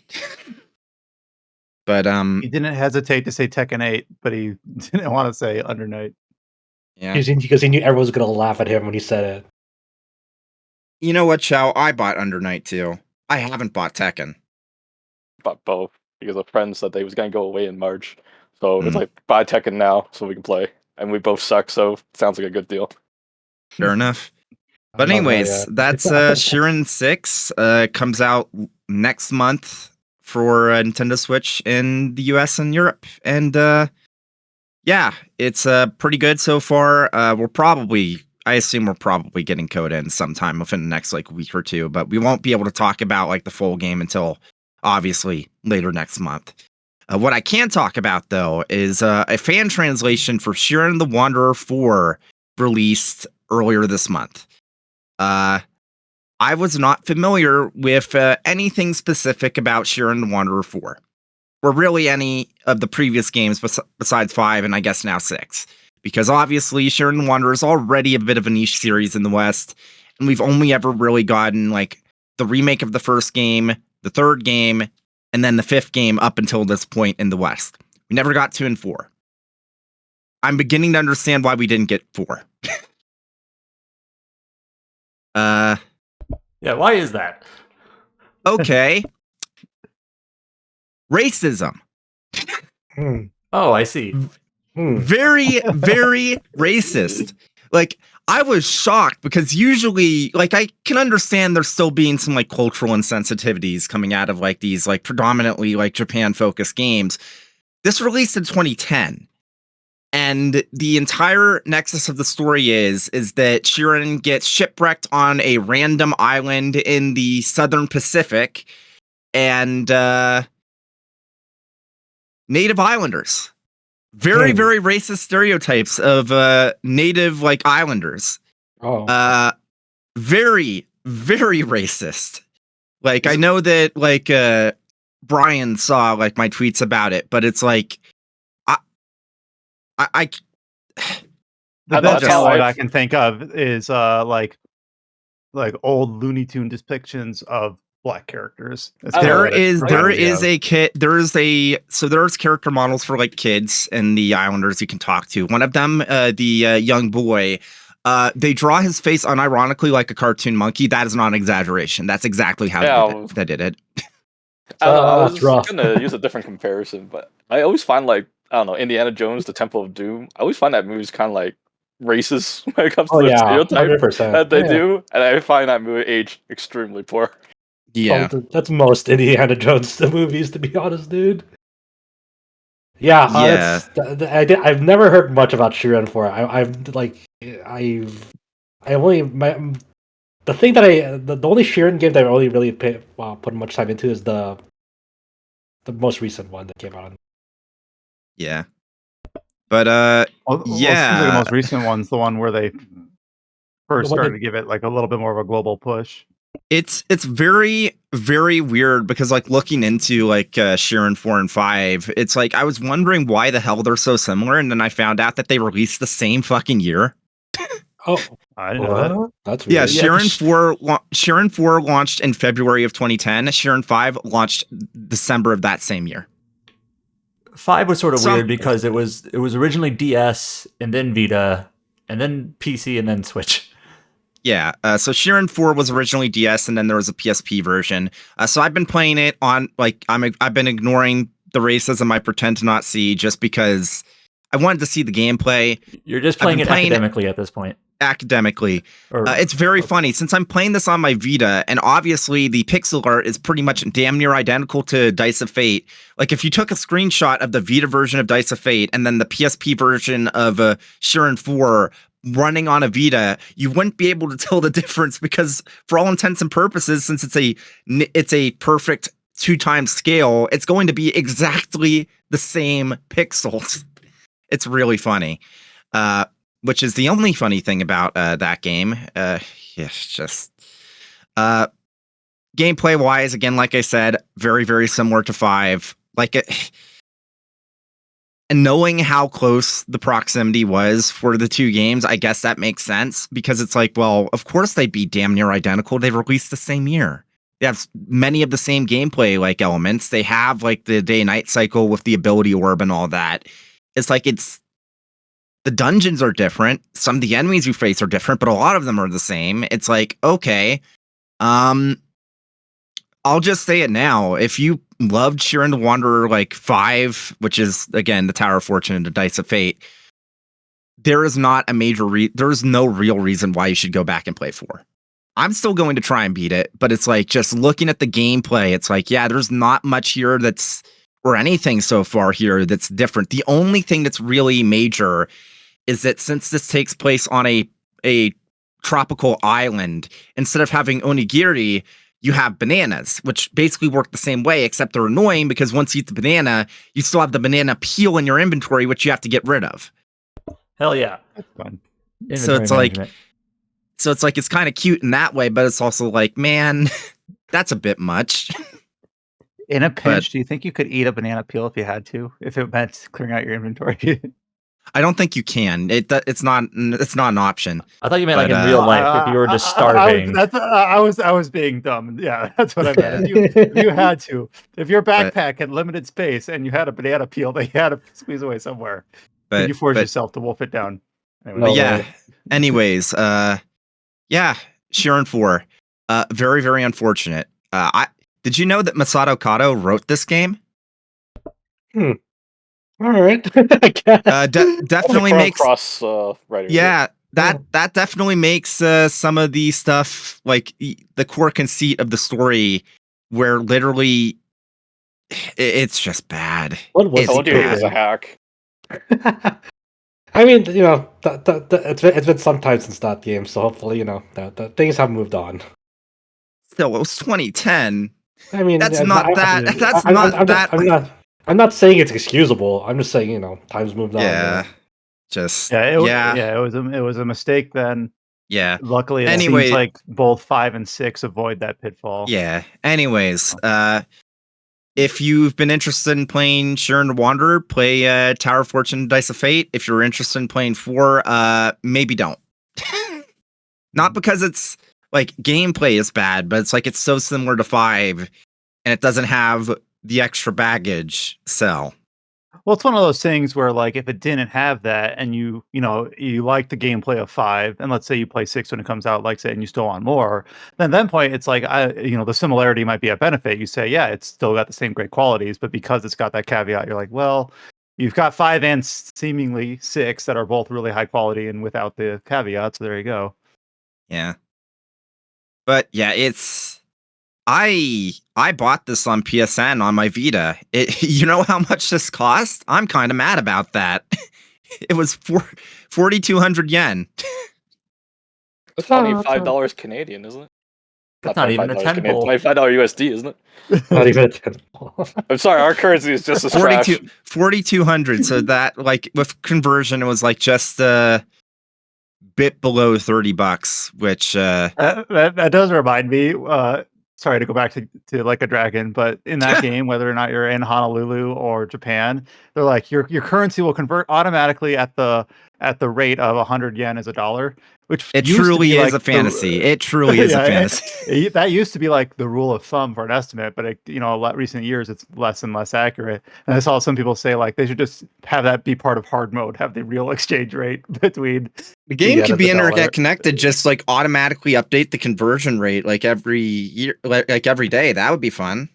There you go, Yakuza 9. My friends and I were talking about the same exact thing. It's like, imagine like if Infinite Evolved was just like a real time rates manager, like it just updated in real time. No, if you're paying that rates for high difficulty, it's like you're being scammed. Which dungeon you grind in, whether it's in Japan or in Hawaii, depends on the exchange rate.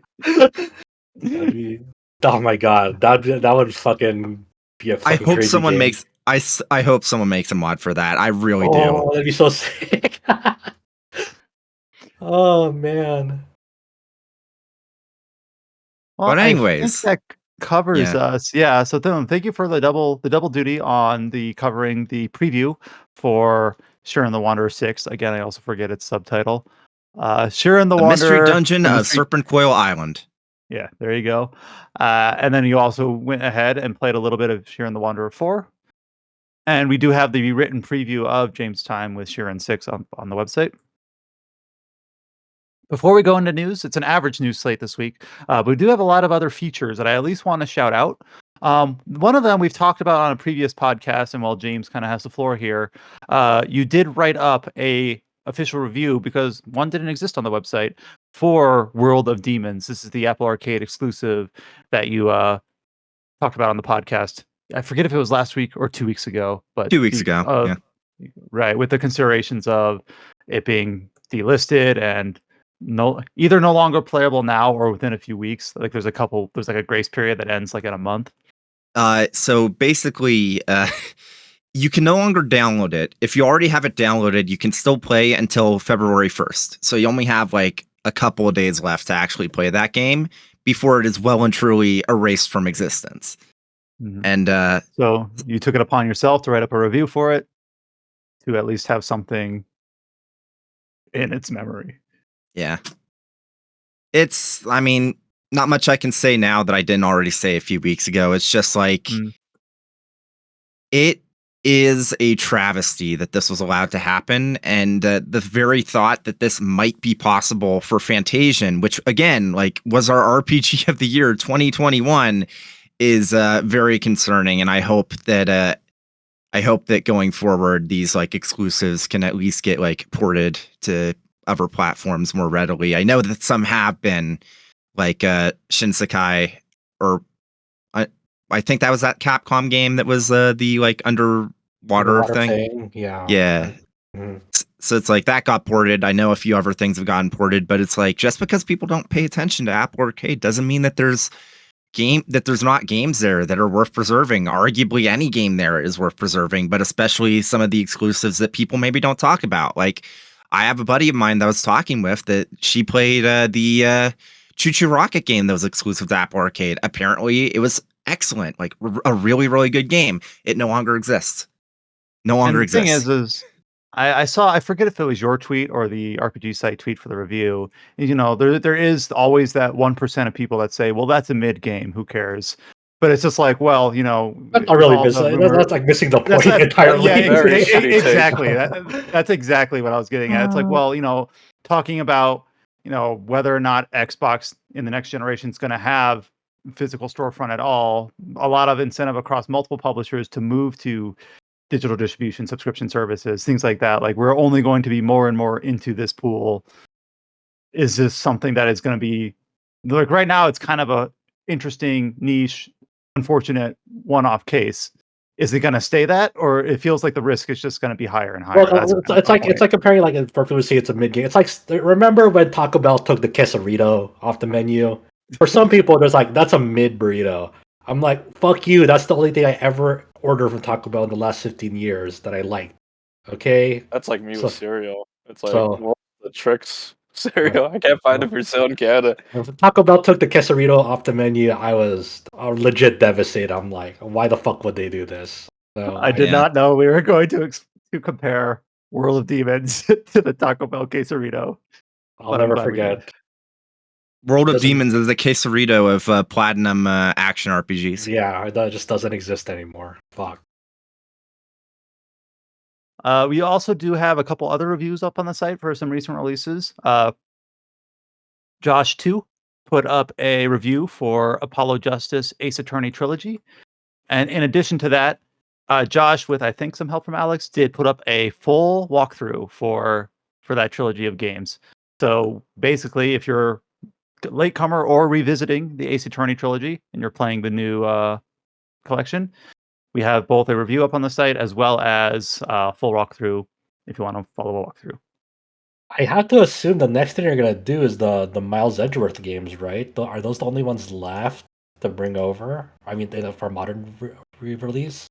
Yep, those would be it. Because we've gotten like all of the mainline games. We got both Great Ace Attorney games. It's literally just the Miles Edgeworth games, which I feel like at this point they've got to happen eventually. I mean, yeah, I feel like it has to be like I'm so excited because those are the games I like love the most. Like I've been fiending for like the localization, official localization of the second Miles Edgeworth game. Those are Just a lot of fun. Was only the first one officially localized? Yeah. Just imagine that we get the Ace Attorney Investigations collection before we hear anything about Ace Attorney 7 from Capcom themselves. It's crazy, right? Because it's like I feel so bad too, where it's like it's taking them so long to like even mention that there's going to be a new Ace Attorney. At least for most Western fans, they had the Great Ace Attorney collection, which is essentially new for people that couldn't read Japanese, but. And I mean to be fair, like I'd argue that the Great Ace Attorney duology is probably the strongest the series has been. So at least the most recent official entries are also the best. But Still, I'm thinking about what was the last new Ace Attorney game in Japan? Was that Dual Destinies or no? Well, no. Spirit of Justice would have been after that, but no. Great Ace Attorney 1 and 2 came out after them, I believe, because I think Great Ace Attorney 2 was 2017 in Japan, I believe. Oh, was it? Yeah. Let me check. I forgot about Spirit of Justice coming after Dual Destinies. That's right. Yeah, it's been some time there. It's been almost a decade. Great Ace Attorney 2 came out in August of 2017 in Japan. No wonder they didn't get localized until the collection. So yeah, it's been it's coming up on a decade there. No new game. Yep. And then the other feature review that we have up on the site, it's rare that we do this, but we actually wrote a early access review for the survival game Enshrouded. So yeah, last week we talked a little bit about early access for Palworld, just as much as Josh was willing to experiment. But then Junior was able to cover and review Enshrouded, which released in early access a few days ago. So he's got his review up on the site. He does compare it to a few other survival games that he's played. He mentions in a lot of ways that Enshrouded feels like a game that's really meant to be played co-op, but his experience, just for clarification, was as a single player experience. And then one of the things that he really praised was the movement, about how you unlock like grappling and gliding and things like that, as well as, of course, like the base building, tearing up mechanics. It's pretty kind of typical and expected for these survival games. But overall, Junior seemed pretty positive on the early access for Enshrouded. And apparently we've got a few other like friends of the site that have been kind of playing it, even though it's kind of been under the radar relative to its contemporaries this month. But yeah, it seems like it's doing a pretty good experience for releasing an early access this month. Yeah, I heard pretty good stuff about it. Like, a lot of people make comparisons like Mortify and Valheim. Mm-hmm. I think the most compelling thing about this game compared to its like peer is like the freeform terraforming of this game. So like for people who like Red Faction, for example, if you want terraforming again, this might be like the game for you of like being able to play around the environment. And with that, I think that covers all of our features. Tied to one of these features, since we talked about Shiren 7, Spike Chunsoft, sorry, Shiren 7. Is it 7 or 6? 6. Yeah, Shiren 6, the new one coming out in February. Spike Chunsoft did discuss like opening pre-orders for the game is available on the eShop. Again, it's exclusive to Switch.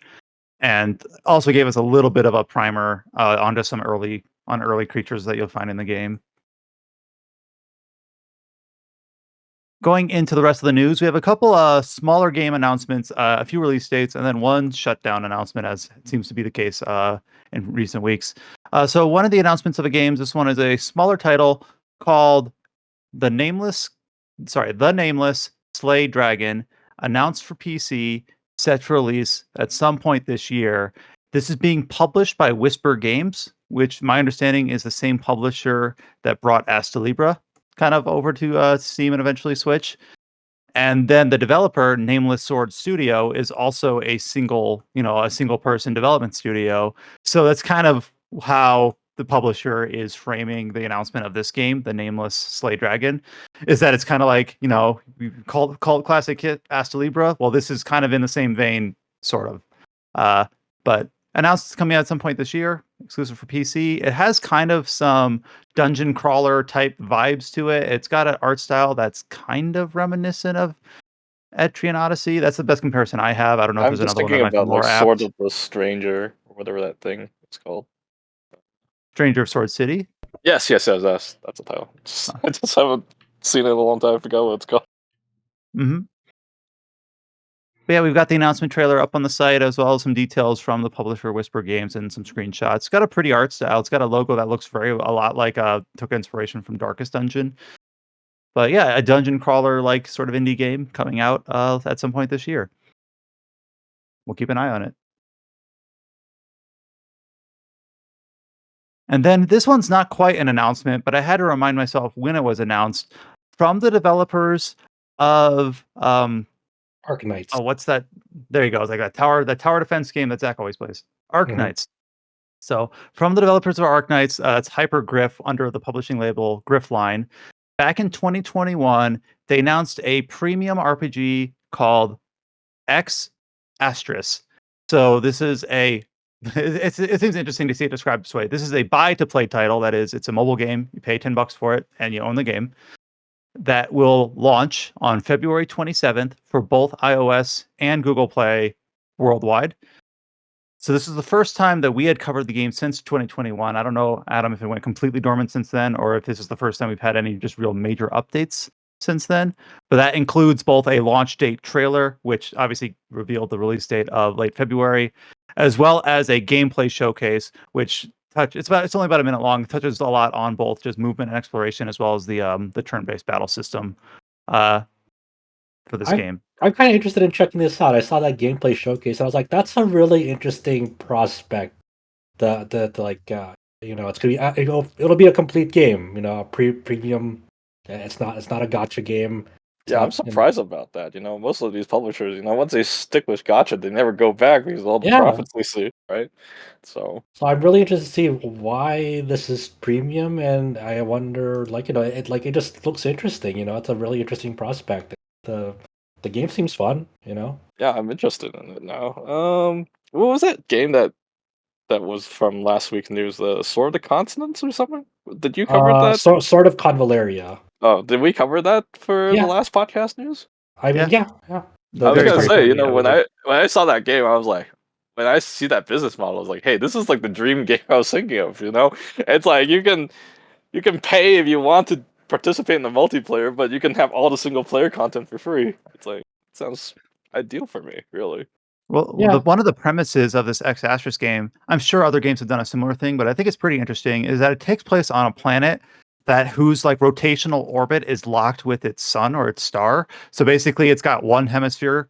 This is at least the way the press release describes it. It's described as if one hemisphere is always in light and one hemisphere is always, in the shadow, which means that's how every civilization on this planet has evolved to grow to understand. Which I don't know. I think that on its face, that's a pretty interesting premise. And the intro trailers do seem to showcase kind of two clear protagonists, one dressed in mostly light, one dressed in more dark. So it seems like, I don't know, could be interesting on its face, but we don't know how it's all executed, of course. Yeah, I hope it's good. One of these store pages does say in-app purchases. Wait, really? Yeah. Oh no. What did they mean by this? You I can't. don't know if that's boilerplate. Okay. Let me see. Which one was it? Was it Google or iOS? That's the Google page says in-app purchases in addition to the $10. Interesting. I don't know what that means.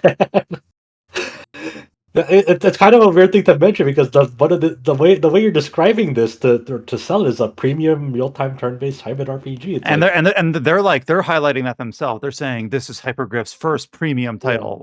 Yeah. But premium, they're not using it as a beacon. I guess they're trying to use it as both. They're both trying to say it as a standard of quality, this is a premium title, but also with the connotation of the payment structure being you pay for this game, it's a premium title. Here, I'm going to post it in our chat here. This is what they call it.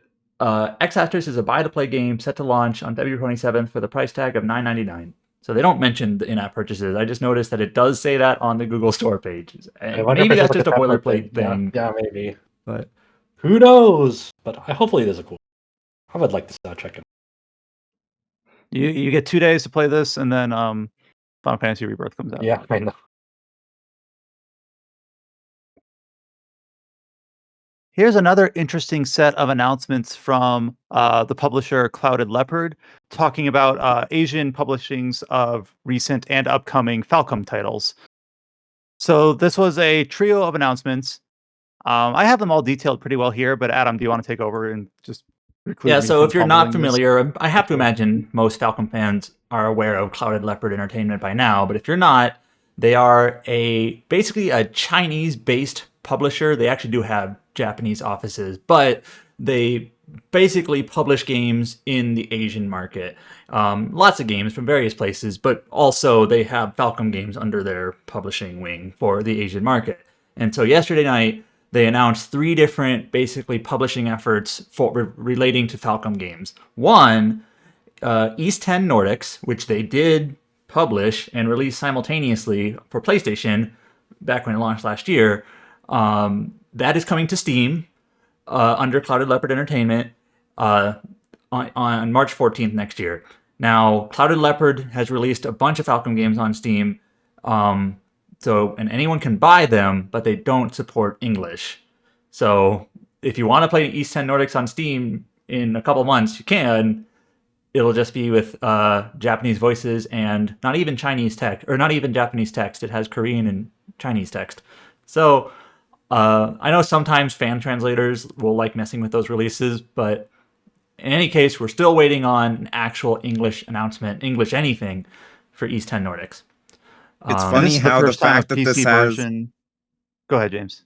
It's funny how, since this doesn't have Japanese text, it pretty much soft confirms that NIS America already has the license to do the same thing they've done for Nayuta and Kuro.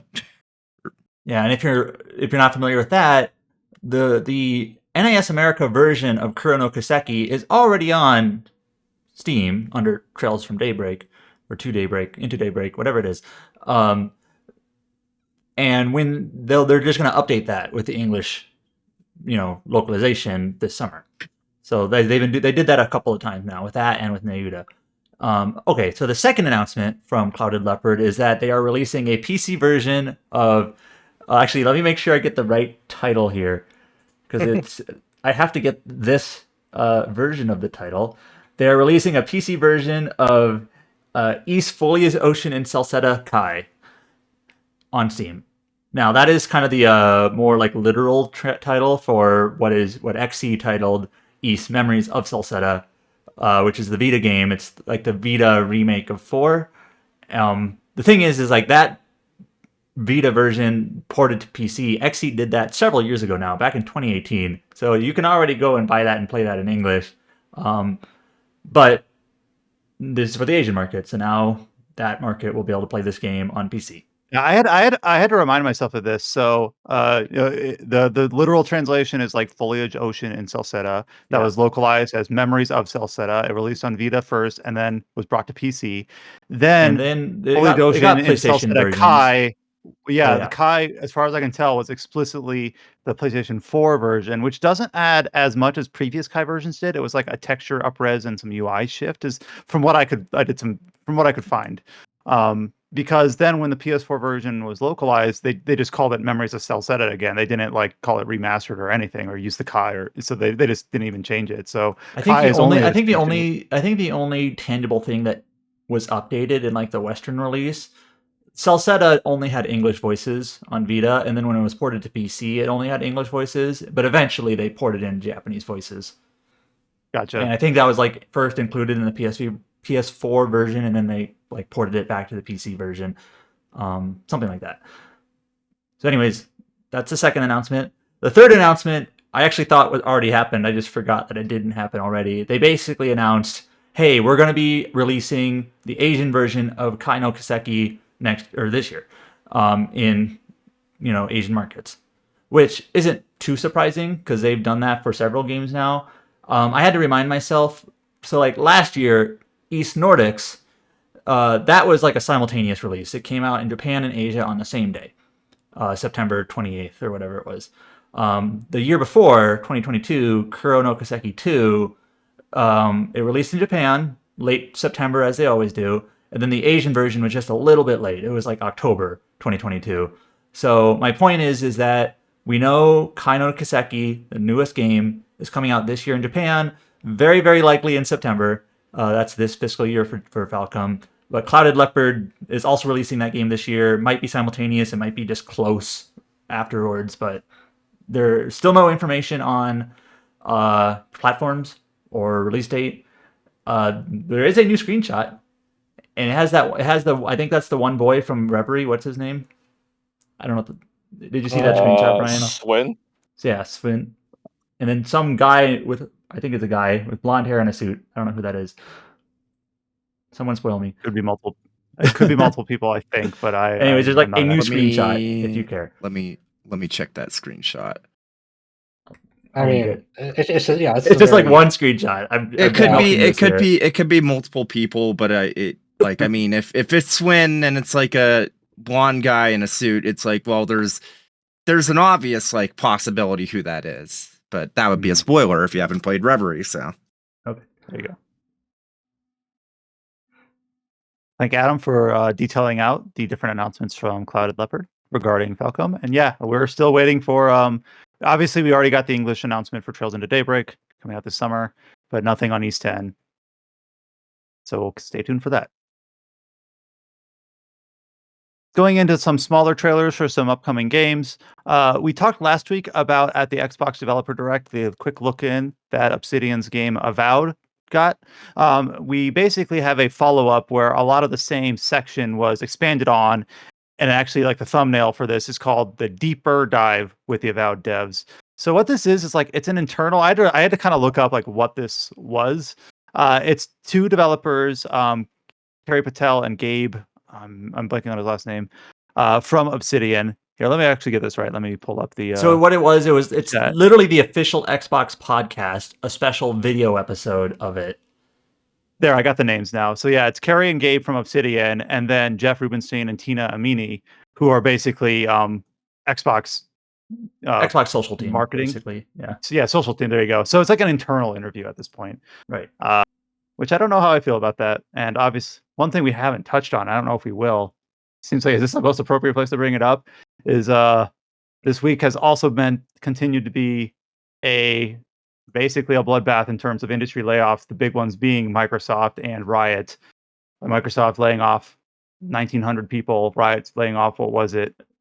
A few hundred people. Yeah, let's go ahead and take this tangent. So like Riot Forge, which was to us probably the most relevant part of Riot, because Riot Forge, which was the publishing arm that basically took the League of Legends universe and basically allowed other developers to like develop games in that universe, and a lot of them were RPGs. That IP, yeah. That no longer exists. So you played and reviewed Ruined King a couple of years ago. That was from Airship Syndicate. Scott played the Mage Seeker. That was just last year, which was from I forget the studio name, like Digital Sun. It was something like that. Yeah. Pixel art action RPG. They have an upcoming game, Bandle Tale, from Black Forest, Black Bear, something, the studio. Sorry, I don't remember the studio game. But my point is that like all these sort of side games that kind of do fall in our wheelhouse and sort of expand that League of Legends IP universe, it's gone now. And Bandle Tale's not even out yet. Yeah, it's kind of all but confirmed it's gone. Maybe no, Riot I think it is gone. I'm pretty sure they confirmed Riot Forge does not exist. I know. Yeah, well, I mean, like Riot Forge is gone. Yeah, Riot Forge is gone. Does that mean that the opportunity for other developers working on their games is also completely gone? I don't know. I mean, it could be. Maybe I'm just trying to like pull at straws here. Maybe Riot. Yeah, maybe Riot themselves will do it not under an independent publishing label, but you don't know. And the fact is that they've lost 300 developers or whatever. Well, let me get an actual total here. I know it was 1,900 for Xbox. The total for Riot layoffs was 530. I underestimated. About 11% of their workforce. But yeah. And then the obviously a lot of the roles for the Xbox downsizing was kind of in the aftermath of the big Activision Blizzard merging. This was largely expected, and I don't mean that in a good way, like, oh, this is predictable. It's just like this is what happens when big companies merge. There's going to be redundancy and there's going to be cuts. And we talked about this when they announced the merger, like when they're going to do this. It's going to be, we can only hope it's minimal, but we know there's going to be a lot, and that's it. This is only the first wave of it too. It's not, there's not something that's like a cut and done thing. There's going to be a continuation, fortunately.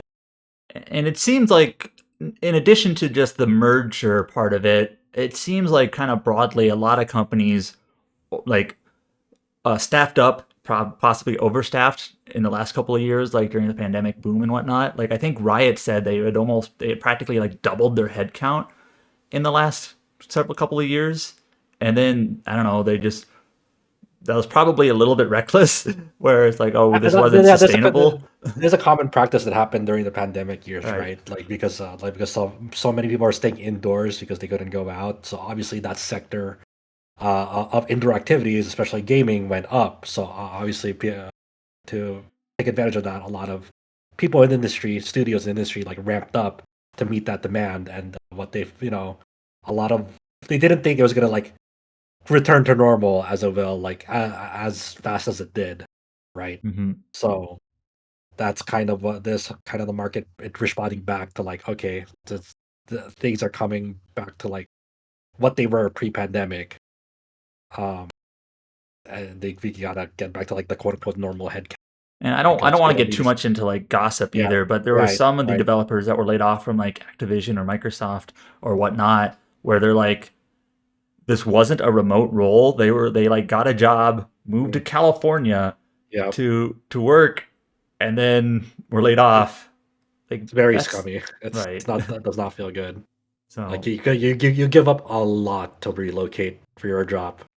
Like it can't be stated enough. It is not. I mean, I've moved cross country 4 times in 6 years. I'm aware. And then and Josh think moved of- last think- year. Yeah, and think about it like this. Like for us, like we were single, so like it wasn't like the craziest thing to do. For a lot of these people, entire Uprooting families. yeah. Yeah. So and that's it was tough for us doing it single. Do it for like a whole family. Jesus fucking Christ, dude. Yeah, it's like people just aren't talking enough about how like fucked up the whole RTO thing was. Like finding out that like it was effective starting the 1st of this month. So theoretically, you could have waited until like the last moment to move like close enough to work at like say Blizzard and then got fired this week. It's like, what the hell? No, definitely like as an ongoing thing, there's just not enough protections for this type of thing to happen, which sucks. And I do take back what I was hedging earlier, but I found the statement from Riot and basically say like, yeah, everything we do now is going to be internally developed. Like that was the obvious outcome. I was thinking maybe there was a sliver, but no, just no more external partnerships. And So- then and I've seen a lot of people like, and this is often like this is an emotionally charged topic for a lot of people because we have friends that work in media or moved over to games or have friends that work in gaming and might even be this is affecting so many people that might literally affect someone that you personally know. But like the studios that you, first of all, the risk is there for any studio, unfortunately, but the studios that don't tend to exhibit this are studios like From Software or Nintendo. And then when you hear these stories about like the number of producers that worked on the original Super Mario Bros. That worked on Mario Wonder, or the amount of games under their belt of people who worked on Armored Core 6 who've been in the series forever. And it just makes you wonder like how much of that vested knowledge, experience, and expertise you're losing because you want to make sure that you're in the black verse or in year. And I don't want to speak too much like an authority because I don't know the financial underpinning of how to run a game company. But when you see when you hear stories about quest designers at BioWare being let go that have been there since Baldur's Gate, and that experience is just gone now. Like that they don't have that. How can you have faith in the next Elder Scrolls title or the next Diablo or the next Dragon Age sort of thing? And it's just a hard pill to swallow.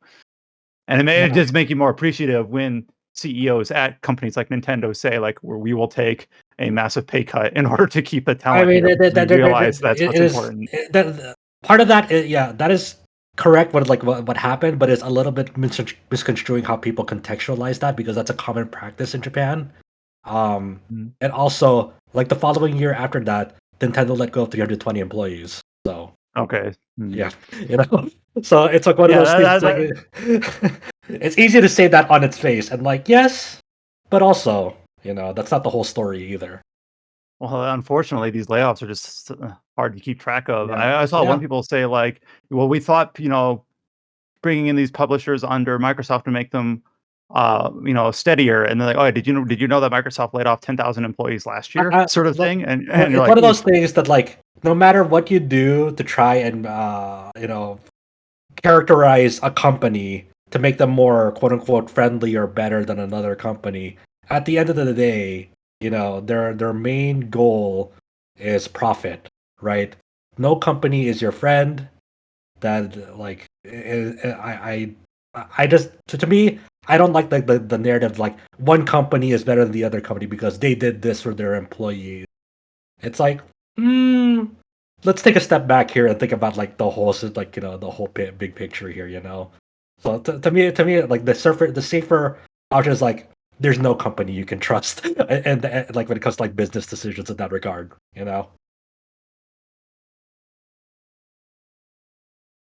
And I feel kind of bad for jumping that in when talking about Obsidian at Microsoft, but that just felt like the first time talking about Microsoft at It this was sort of the podcast. elephant in the room, so we kind of had to address Kind it. of. So Yeah. Mhm. So, but like best of luck and best wishes and prayers from us for the people who got affected, to maybe listening or you may know someone who got affected, and hopefully they get back on their feet and recover from this because it will always fucking suck like this, and I wish there were better protections. I work at a tech semiconductor company, and last year they let go of 15% of people. Yeah, I survived, but yeah, it's just Doesn't feel good when you feel like something's hanging around your neck, but you could be gone. Yeah. So hopefully someday things will get better. That's all I can really give. and there's no clean way to Yeah. tangent or segue from that to like, anyways, video games. Yeah. Unfortunately, we do kind of have to do that, and we do kind of want to keep the levity and not just be all doomer, even though it sucks. But at least want to call attention to that and say like, the least we can do is try to cover indie titles, passion projects, mid-tier titles, even passion projects of a large scale, and just kind of give them as fair a shake and as clean a run as possible. And maybe Avowed for the studio people that are at Obsidian now working under Microsoft is a game for that. That's my terrible attempt at a segue, but it's what we got to go with. The look in here was a deeper look at what they showed at the Xbox Developer Direct.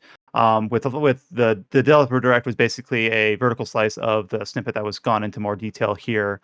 So what they went into detail here was a little bit of a vertical slice of what they called the third explorable region of the game, called Shatterscarp.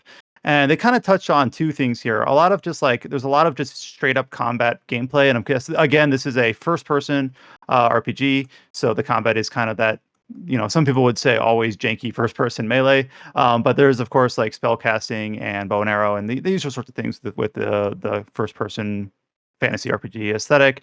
They talk a little bit about the sorts of creatures that you'll encounter, the enemies, the first two companions in the game. One's a human healer named Yada, and the other one is an Almana. I'm not sure what sort of class he is, but it's the aquatic they call him a feature tank from the Pillars game. So he's some sort of tank. All right. Well, so I think it's probably worth mentioning that they don't say this outright, but it doesn't seem like the game is class based. It's skill based. So you pick traits. They ask like, is there a skill tree? They say yes, but when I look through the footage, they don't show any of the skill UI. No, they don't. Like any sort of which I'm sure there's nothing super exciting there, but they don't show anything. But it seems like it's more you tailor the traits and talents to whatever sort of build you want to do, not explicitly I am sorcerer class. But they say that the one character companion is intended to be a healer and the other one's intended to be a tank. And they talk about the taunt and aggro mechanics and things like that. And the race of creature, Amawa, is like a humanoid amphibian. They or aquatic creature of some sort. They have kind of like amphibian type skin and physical traits. They're present. I had to remind myself if they were present in the first game. They're all over the second game because it takes place, on an island nation. But they're also in the first game as well. So they've been part of the mythos for and by that now. You mean pillars? Yeah, the pillars mythos. But the thing that surprises me is, I remember, maybe I'm misremembering, but when this game was first announced, it felt like they were being very careful to try to invoke pillars not as much. They said, yeah, it takes place in Aora, the same world as pillars. Like that's the way they framed it. But now they're kind of, I feel like they're a little bit less guarded about it. They're saying, oh yeah, this is an enemy type, the Zara, you saw these in pillars and now they're here. So I don't know if maybe that's just a me thing, but it felt like they were careful about it before, maybe because they didn't want people to feel like there was that investment. You have to play the first two games to play the third game in the series. I got to play these dry, didn't sell very well isometric games in order to play this, bigger-ish, first-person game. But it seems like they're a little bit less afraid of it now. And whether that's me just perceiving a thing or there's a negative truth to it. Either way, they are invoking pillars when they talk about the enemy designs and the skills and even like the abilities that they've decided to pull out of the game into Avowed. Obviously, one thing that this look-in does give is a pretty extensive look at just the visual style of the game. The region they're showing is the desert region. So they've actually said like the desert region is a little bit more, they don't use the word bland, but a little bit more monotone when they're describing the other environments of the game. The game still does kind of have that cartoony art style that I know kind of turned some people off when it was first reshown last summer. The demo, though, at least looks like it runs really smoothly and pretty clean. The one comparison that they kind of made was to Grounded, which is like their Honey, I Shrunk This Kid's like survival game, which also is a first-person perspective game. So it's just kind of interesting to see like what lessons they might have learned from a completely different game and kind of implied them provided here. Not that they have, they've created like plenty of other first-person games, but this is just the first one since Grounded underneath, and the first one underneath the Microsoft banner completely. But kind of the same sort of takeaway as the first look, just an extended look at it, and still pretty excited for it, though it's still not quite clear exactly what the scope of the game is in terms of like size of the world. But they mentioned there's plenty of optional objectives, side quests. The region that they're in, they said you the player would not necessarily have to run into. It's not like a critical path location or something like that. So hopefully still plenty of secrets and hidden objectives and a large enough map to keep things interesting, even if it's not as sprawling as like a Bethesda title. Two kind of story trailers, or I guess one story trailer or one gameplay trailer for upcoming February releases. The first one is the next game from Dontnod. This is Banishers: Ghosts of New Eden. This is the game that Adam was looking forward to, and the reason why he played Vampire a few months ago. And when I first saw this headline, before I watched the trailer, I was like, man, they've been releasing a lot of trailers for this game. And yep, Dontnod and Focus Entertainment have released Is it something Dontnod like or Don't Nod? The thing is, it's like when it was all one word, like I just sort of like Dontnod, I guess. But then they they literally changed how they pronounce or how they format the word, and it's literally the English words "don't nod." Like, okay, yeah. So that's me going to bad habit. Yeah, the original logo was just it looked like one word with no apostrophe, Dontnod. But now it's formed. It should probably be noting. We should look this up. We should get this right. I don't know. It's Don't Nod with a French accent. There you go. But anyways, when this trailer was released, I was like, man, they've released a lot of trailers for this game. And it's like, yep, they've released like 7 trailers for Banishers: Ghosts of New Eden since like last summer. I'm like, that seems excessive. But the thing is I watched this story trailer and it's actually pretty damn cinematic. It's got some nice backing music, and independent of the quality of the trailer, one thing that kind of surprises me is I was on Focus Entertainment's YouTube channel, and these trailers are getting millions of views. I'm actually kind of like, I don't know what I was expecting, but I'm like, damn, there is a market of people that are really interested in like these narrative driven kind of RPGs from these guys. Sleep, yeah, it's releasing in that February timeframe, which we've already talked about to death about how crowded that is. But I don't know. The story trailer actually kind of talks about a pretty interesting premise between the two protagonists and the choices they have to make depending on kind of the interaction you want to have between the protagonists. It's a little bit obscure about exactly what the criteria are in terms of like what the story's doing and how much of it is baked into the story and how much of it is actual like RPG choice and consequence. But I think it's a pretty good trailer for a game that I only kind of had passing interest in. So give it a watch. It's I saw the trailer too. It's probably their best trailer actually, to be honest. Yeah, it's we earlier looks at the game, we kind of said like, it doesn't look quite polished, but in this game, I didn't really have that but feeling. Like, you know what, that looks like a pretty interesting game. Just straight up.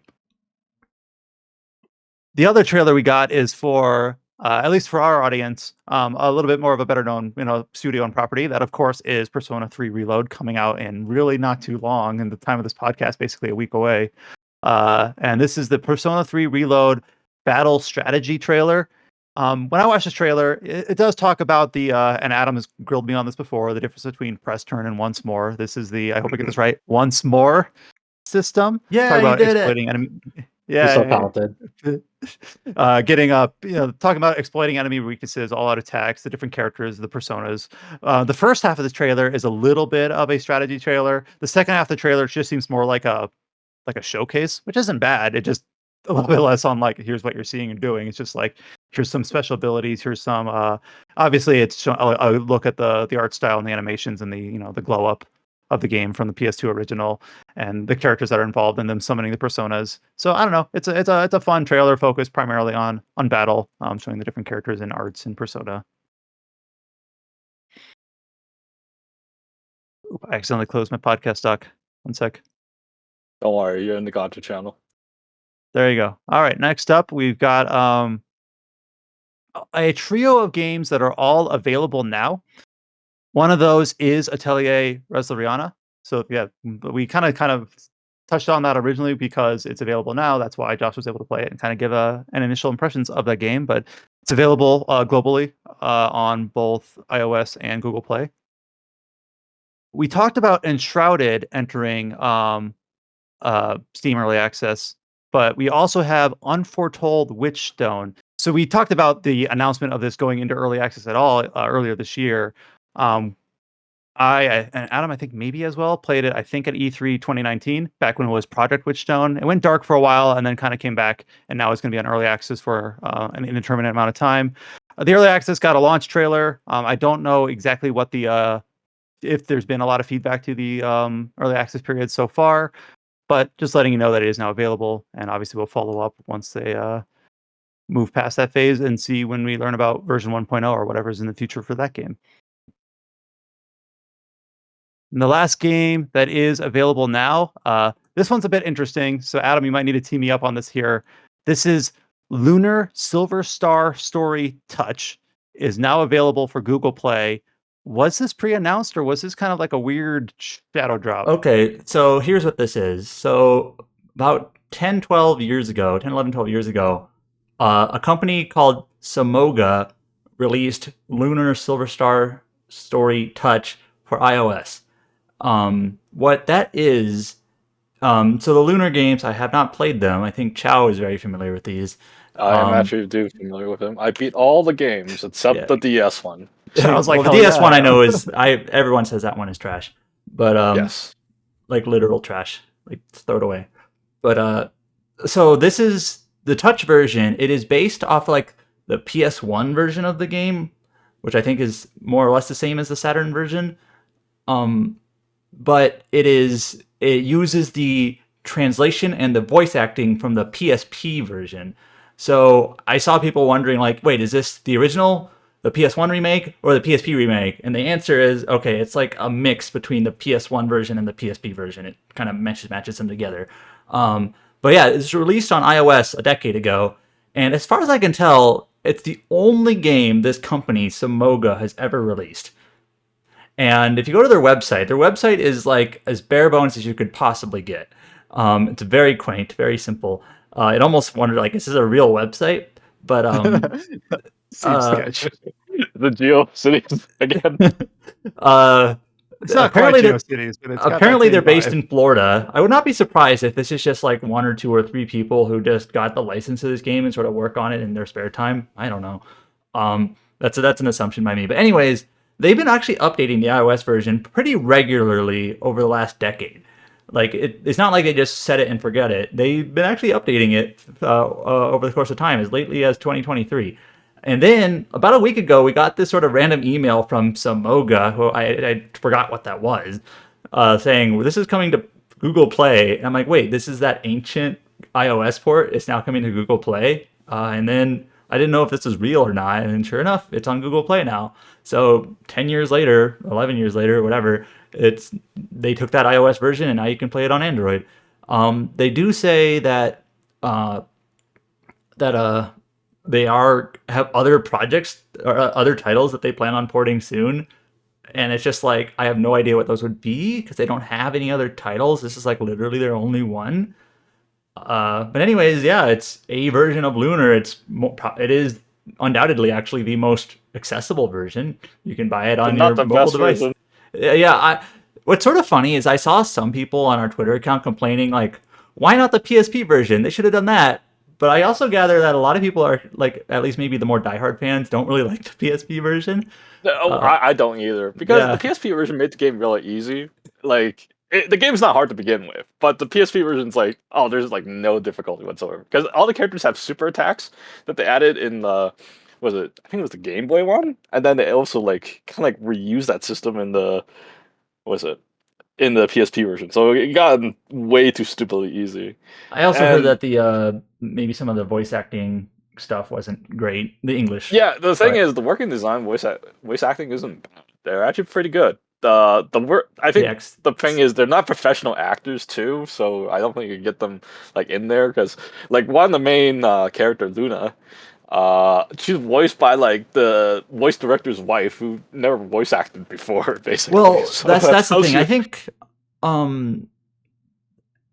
so the original game in English was Working Designs. It was Xseed who did the PSP version.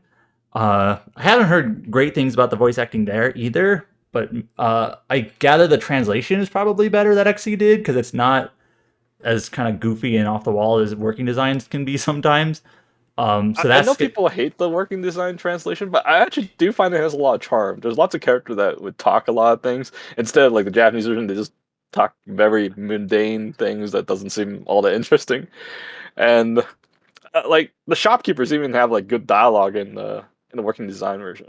I know a lot of people love shitting on them. I think the worst thing that Working Design did to these games is how they adjusted the difficulty because they think the games were too easy, so they overtune certain things, and then it kind of ruins experience. They went wild with Lunar on that one. So what I'm reading up like impressions of people who actually played this. Apparently, so like the script for this game is mostly the PlayStation 1 text, and then but the audio seems to be from the PSP version. Oh, that's weird. Yeah. So yeah. I don't think they could get the Working Design voices. Like I think Victor Ireland will do anything to prevent people from getting his work. It's like the Harmony Gold problem with Macross back in the day. You can change the music between 32 or 64-bit, and you can change the text presentation to between retro and classic. And then they actually have two difficulty settings. The default one is the harder version, like the PS1 Working Designs version. The other one is like I guess the easier, which is like the original release in Japan. It seems to be pretty. It does have the sprites do have a little bit of a smoothing on them, and it's just kind of like why? Yep. Why did that? And they didn't do the second story art treatment. No. So yeah, it's kind of an interesting release, kind of unexpected out of nowhere. They also had like the FF Pixel remastered things where you can like modify like their EX experience and money modifiers. Well, the thing is, I think you shouldn't care about leveling up in this game because the bosses scale to the main character's level. Either you keep him dead, and that's they'll scale to him. They mentioned this. Like bosses can scale with level with this, but there's an option to turn that off. I mean, it's pretty much like it's Lunar, and it gives you like a shitload of options how you want to play it. Damn, that sounds a very versatile port then. I think Gung Ho still has. Well, that's the rights get weird. I think Gung Ho is basically they own all the game art stuff, but the localization stuff, yeah, Working Designs. I doubt Xseed has any claim on it anymore, but it's just a weird property in terms of who owns it right now. Like, I think the main issue is Studio Alex, the original developer that worked on it. I was wondering if that was like the anime studio that did the animations. No, I don't know. No, it's called like Studio Alex because they named it after the main character. And then I think later on they developed Grandia, and then I think there was some kind of pay dispute over the years with them and their like parent company. It just kind of caused them to split or something. It just became like this whole issue with them. I think that's even more messy than the Working Design thing, apparently, with this company, I think. Mm-hmm. But what do you think? Like, I tried to like think of like what other projects Samoga would be working on. Like, and I guess it's like what niche PS1 RPGs I guess do you want to see like re-releases of Arc the Lad? Okay, Arc the Lad is actually like one of my favorites. Okay, the first game's trash, even though I say it's my favorite. But the second game is god tier. This is like a 12 out of 10 game, man. Arc the Lad 2 is like the perfect sequel. Isn't Arc the Lad 1 like 10 hours long and Arc the Lad 2 like 50 hours long? Yeah. I beat Arc the Lad 1 in 5 hours. It's not even 10 hours long. That's how short it is. Like, I'm looking at like other working designs. I'm looking at like other working designs. That's why I said Popful Mail. I don't know. Vanguard I know they've got Bandits. several versions too. Yeah, like I would do anything to get a good Arc the Lad 2 remaster of some sort. I fucking love Arc the Lad 2. Don't watch the anime though. There's an anime adaptation. They just completely botched it. Okay. Can't wait till Chow to review something on the site and give it 12 out of 10. Alundra. Mm. Yeah, Alundra is very good. I remember Alundra. You know what? Okay, that's my. If I wanted to like, if for these other projects, I want Alundra to be. You should tell them to remaster NES classics. Tell them to bring Lufia 2 to the modern age, not the stupid DS version. Dude, I totally forgot Working Designs brought over Ray or Sega Saturn. Yep. Damn, imagine if they one of their other projects as Rayers. That'd be crazy. Holy. Damn, they probably had to talk to Clamp to get that rights or something. Yeah. I don't know. They're like, Clamp, please let us re-release this fucking how many years old game. This was 95. Oh my god. We're talking about what the 30 year? 30 40? year. I don't know how 30 math year? works. 30 year? Yeah, that sucks. Yeah. 30-year anniversary. Damn, Jesus. makes us feel old. The other remaining 4 headlines we have are for upcoming releases. The first one on February 6th, that is the release date for Honkai Star Rail version 2. I'm sure Chow is hyped for this, maybe? Based on the... I'm hyped. I actually do not like the Second Planet story arc, how it turned out. It's plagued with pacing issues and not enough build up. Didn't they say they're going to do some rewrites for it, or I don't know, but I feel that the Second Planet is complete trash. And I thought, like the first planet is hype in my opinion. The Bellamore, or however you say it. But the Second Planet, oh my god, it's like you have this villain that's introduced with only like half an hour build up. And she just kills like one like the characters in the game, and then they're like, okay, and you fight her, and she's like this god tier super boss, and then it's like, oh, and then it's over, and it's like, where's the story? And then you're left with just like cliffhanger sequel bait and like nothing, and then a bunch of filler stories. I feel like this story is handled very poorly, in my opinion. So I hope that in this new 2.0 trilogy, we're finally introduced to the next planet. But there's still a lot of plot threads that were left hanging from the second planet. So I don't know. I feel like they should have finished that stuff before we moved on. But or don't put some sequel bait. At least that's what I take. So I am looking forward to this planet. I hope they do a lot better job than what they did with the second planet. At least that's why. So I might murder pronunciation here, but it looks like the planet is Penacony. I don't know how you pronounce this. And the whole like trailer for this makes it look like a big casino. They call it a hotel called the Reverie, and they basically make it seem like a getaway, like an interstellar giant resort of some sort, and that's where the player is headed. You gamble the gambling game? You gamble in a gambling game, just like Pokemon. Apparently. I mean, there was a casino in the original Pokemon, wasn't there? It was just cut out from the American version because of the kids game. They just called it the game corner, and I think they obscured the language, but it was still there. But yeah, like for this trailer, you also get to roll for Black Swan. She's Nihility. I don't like using Nihility characters because I just fucking hate dots. Ever since my days from Aeon, seeing shitty mages using fucking dots when you can just one shot them being a sorcerer, it's like fuck them. Fuck dot users. So I don't roll on dots, even though they have like the hypest character coming out in the patch right after a Carrion, or Yomi if you're playing Japanese, is a Nihility user. It's like, and you need 3 Nihility users to take full advantage of her kit, and you're like, nope. It's a shame we can't have swears in the podcast title, or else I'd nominate fuck dots users. It's like, I hate dots in video games. Such a damage overtime is such a lame mechanic. So that's for me. I am rolling on Sparkle. I'm putting my rolls on Sparkle. She's voiced by Reina Ueda in Japanese. Okay, so... which of these? Okay, look at the key visual. Which of these is the character, the Nihility character you're talking about? Is that the one who's wearing purple? Yes, Black Swan's the one wearing purple. Okay, and then the one you're talking about now, the Rain-O-Weighted character is the one in red. Yes. Okay. She's a buffer, so it should be useful in any team versus the other one that's like a very niche kit. I know like people love using that, but man, I don't like using the Hildy in any game ever, or dot users. So that's for me. I'm sure I'm gonna get crucified for saying that statement, but you know what? I already cleared all the hardest content in this game. I don't need them. Yep, and that is coming out on February 6th. Also coming out in February, we're getting a Nintendo eShop port of Banchou Tactics. This is the like Japanese brawler sim RPG that released last year on Steam in August.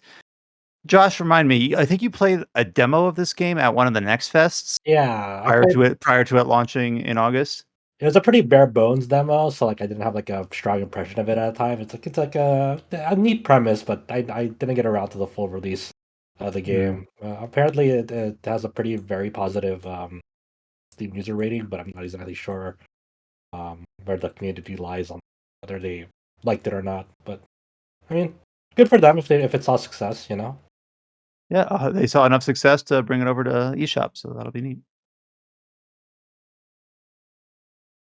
Going the other direction, going from console to PC, we got a release date for the PC version of Horizon Forbidden West. Horizon Forbidden West Complete Edition will launch on March 21st for PC. They keep on doing it, man. Yeah, I was wondering who was going to speak up first. Are you gonna Yeah, remove the enough. PC port and I, then no, I mean like the because it's launching a day before Dragon's Dogma 2 and Rise of the Ronin. So it's just Horizon picks interesting release dates historically for their stuff. So I mean it's cool that it's coming on PC, and obviously the PC ports of the Rising games are always robust. Hopefully this Well, the this is first one actually struggled a bit, but that was there's not I was gonna say well, this hopefully is there's a Nix's better software, which is condition. probably Sony's best porting house. So Yeah, hopefully it's at least halfway decent. this has the support and the for the trailer for DLSS3, this talks XR. about like all the things it has, DLSS3, FSR, Intel's version of the same thing. That reminds me of like I was amused that the Steam version of Resleriana Atelier has like DLS support options. is that I'm like, SLR free? I don't know, dude. But also, I saw an option. So I'm like, okay. we know based off of the Insomniac leaks that as far as PC versions go, I hope I'm not misremembering this, but like the original Horizon has been Sony's most successful seller, which I think it was also like one of their first, or if not the first. So yeah, I think it was their first, and then God of War 2018 was afterwards, and then I think it was Days Gone. Yes, Sony's PC strategy is weird, and the more I think about it, the more I really do think that them especially if you look at the sales of the recent ports, it really feels like they're arbitrary, being like, okay, we're not going to port games to PC until like at least 2 years later, harms sales more than it helps.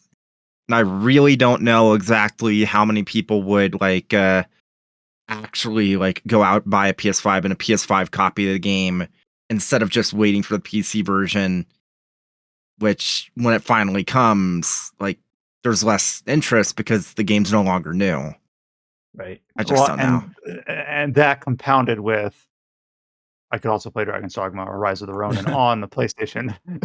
Yeah, it's like I had a bit of a discussion, like an argument about this the other day on a separate like Discord server, but it's like PC and console audiences are so separate that it just like making it so that you have to market a game twice and inevitably you're going to market the PC port less is just it seems so damn inefficient for like what gain.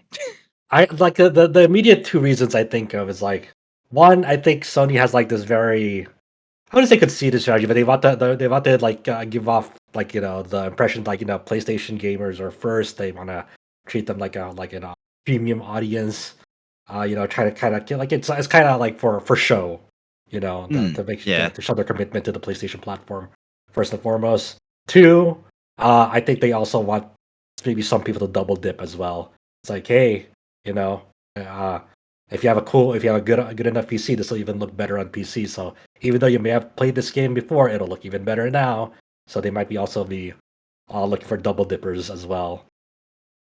So with the staggered release, you may see that some return customers coming back. Yeah, some double dipping. percentage is double dip. Yeah. So that's my immediate I impression. feel a little bit of obligation to play this game just because I played the first, and I did enjoy it. It didn't set the world on fire, but I did enjoy it. It's just that I'd rather play Dragon Saga 2 in March, so Right. maybe April. But there's other games in April, so maybe May, sort of thing. Yeah. So just coming back to like, hey, this is definitely a release date. Yeah. If I do play it, I'll likely not be. Adam, you basically exhausted this game, right? You did all the side objectives and the whole map. How long did that take you? Do you remember? 70, 80 hours. I guess I would wince, but then I just put 100 hours into a dragon, so maybe it's fine. I am really interested to see seeing if they're actually when they're gonna bring over Ghost of Tsushima over to PC. I'm kind of surprised it hasn't yet. Yeah, it feels like it's about time. I am definitely one of those people that's maybe I'll double dip on that because I did like Ghost of Tsushima. I'm definitely one of those customers I might double dip because I already played this on PlayStation. But obviously, we're expecting the God of War Ragnarok PC port and the Spider-Man 2 gonna get a PC release as well. Following this. And then the last announcement that we have this week is a shutdown announcement. NieR Reincarnation shuts down worldwide on April 30th. Yeah. I think everyone You're our biggest NieR Reincarnation fan. What do you think? I mean, hey, that lasted longer than most mobile games. I vaguely remember some of the original characters that they introduced in this game, and now I'm wondering are they going to show up in NieR 3? I'm going to regret not following their stories to the end. That is so okay. funny. I'm going to have to describe this very poorly because my memory sucks. But there was a character. There were two characters that were introduced. One was a mechanical desperado. I forget his name, but he was one of the characters that was introduced. Yeah. He wore a cowboy hat and used revolvers. And then there was a girl that was basically not to be, had longer hair. I forget her name, but was the other primary protagonist that had a story alongside. There was also a husband-wife combo that lived in a colony. I don't all these stories. Watch it if you like. You better know this by heart if you want to understand the next project. I'm I don't. Did you guys watch a Kingdom Hearts 10-hour segment? I did, and it was useless. It told me nothing. I did, and it was useless. It'll be useful for Kingdom Hearts 4, I promise. Because I always forget what that girl's name is. It was enough to be useful for you to understand the Kingdom Hearts 4 reveal. Yeah, what's that redhead girl's name? I know we've talked about this, but I always forget it. She's in the mobile game. Oh, Strelitza. Strelitza? Something like that. Everyone knows Strelitza. Yeah, famous Kingdom Hearts character. So NieR Reincarnation was an interesting structure because the core first arc of this game, because this game has the multiple story arcs. The first arc of this game is you're in this realm and you're guiding this little girl who's accompanied by this kind of beast bug creature, and you're visiting revisiting these sub stories as you're running around this almost, I forget what the realm they were. It's called the prison cage or something, or the cage or something like that. And you're following up these storylines of people who existed once in the past, maybe in alternate storylines or worlds, in it. But and this girl had no memory of her past, and I think the main plot twist of this first arc was their identities are switched, or the soul of this girl was this bug-like creature, and the bug-like creature was actually in this was the soul of it was in this girl. Because because their backgrounds were pretty distorted, where this bug-like creature originally wanted to know what it meant to be human, and this girl came from a background in the real world where I think there was some she had a pretty tragic backstory where she might have been abused in her family. I forgot exactly where it was. So she's I just want away from this real world. I don't want to be here. So eventually their souls were switched with each other. So now the bug creature was knew what it meant to be human, while this girl was who wanted to be out of this was now just in her soul was in this bug creature shell.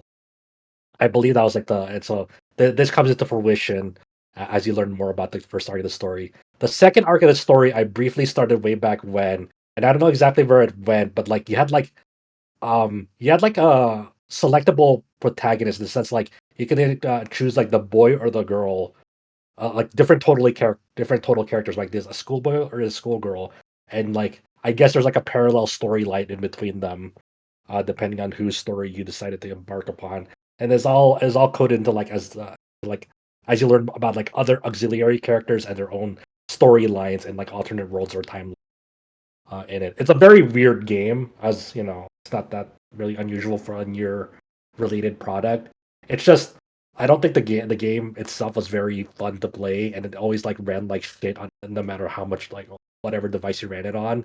It always felt like it was slow and like stuttered a lot and never really had a consistent performance. And there's just generally not really a pleasant game to really engage with. Like well, its gacha obviously is kind of garbage. Its rates, um, the way you progress characters was always kind of a chore and a hassle. Like with how many systems you had to like on top of like leveling them, you had to level like certain like equipment or weapons, and then they expanded like the system even more to like have like a board progression system for characters to power creep them even more, and you had to like grind more currency for the board mechanic. It just wasn't really a fun game to play, I would say. Um, those stories, were interesting in their own respect. Um, but How the stories progressed is that you'd have like a little left to right segment. I won't really call it a platformer because it was more just a walking ambient. simulator. I'd say. Yeah, you'd walk left to right. You might need to like jump or climb a few things, I think maybe, and then you'd run into like a black figure, and that would lead you into the actual fight, which would be auto battle, whatever. And my frame of reference is very limited, but I believe they have the same developer, this and Ever Crisis, and I just ran into a lot of the same issues with the way like billions of currencies that you have to manage in order to keep your party like at a high battle power in order to auto battle through the story or the challenges. And it just like this sounds like me trying to like make fun of myself or something, but like I feel like I've played enough MMO or MMO adjacent or just RPG games that I can manage a lot of currencies, but the way they were just implemented just wasn't fun. It really felt like accounting in a lot of ways, and I was just like, I ended up dropping both NieR Reincarnation and Ever Crisis. Funny But enough, maybe I just yeah, like both NieR Reincarnation, like shutting down, is like not really unusual, right? I mean, that like mobile games shut down all the time, and this kind of like, but it's kind of the time frame of this like Yoko Taro related projects and them shutting down one by one, like within a short time frame, is like really weird between like 404 Game Reset, which didn't even last a year in Japan. Then you have Sinnoh Alice, which lasted a pretty respectable long time. Like that came out before NieR Reincarnation. So Sinnoh Alice, getting shut down, and then now this. It's kind of like the Taro trilogy of mobile games shutting down one by one, like within like a year of each other. The Is funniest thing is they always say it's like it's not because of profit reasons, because the main story is done or something like that. I mean, hey, any mobile game that's able to tell their story and have a decent conclusion to it before it shuts down is like, congrats, you did it. Like You did your job. I kind of wish any of these games, it doesn't matter which mobile game it is, whether I like it or hate it or whatever. I kind of wish they kind of did the Mega Man X Dive Offline thing of like, hey, at least give people like a premium like offering so they can like continue to play this game when like with all of its content or most of its content after it's shut down, instead of being locked away forever and people aren't able to experience it ever again. They have to Yeah, rely a on lot like of games YouTube need that. videos to like Like I don't know. I hate to use Grand Blue as a reference, but in Grand Blue there's Lucifer or Lucilius, and they had like this very amazing storyline in Rage of Bahamut, which is a card game from them originally. The problem is this card game is like that event story has shut down, and this was before YouTube was made, so nobody has like a recording of these videos of what the story is told like. So everybody is using like their vague memories to draw manga strips of the story, trying to tell people how great it is. But yet it's like I want the original experience. I don't know what it looks like. Yeah, yeah. It just feels such a shame. It's like it's gone, and now it's like, and everyone's just telling me how good this damn story is, and like, It's kind of this kind of a little bit of a tangent, right? But like Resleriana coming out and NieR shutting the mobile game shutting down. Like these are not even like the two. These two aren't even like the infamous mobile games like story of this week. Did you hear about what happened to the Love Live School Idol Festival too? I was Chow- dead I did. at announcement. So for people who don't know, I know the high level, but I think you could explain it better than me. But it was pretty fun. okay, so the for people who don't like on its face, it looks really crazy and unusual. So most people were exposed to one tweet from the Love Live School Idol Festival 2 official Twitter account saying global launch notice. We're excited to break the news that the global version of this game is coming February 2024. However, we also want to inform you that the global version will close its doors on May 31st, 2024, and cease in-app purchases accordingly. Thanks for the love and support you've shown.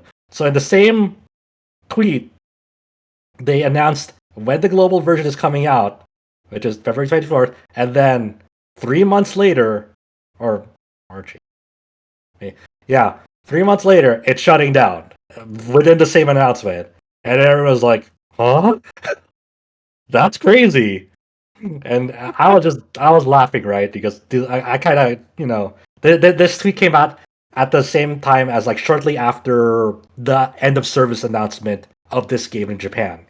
So this game is like, and I think that's shutting down fairly soon, before May. So this game is kind of a unique situation. I know, like a lot of people are like, "This is fucking crazy. Why would you even launch it?" And I agree, but the context around this is funny.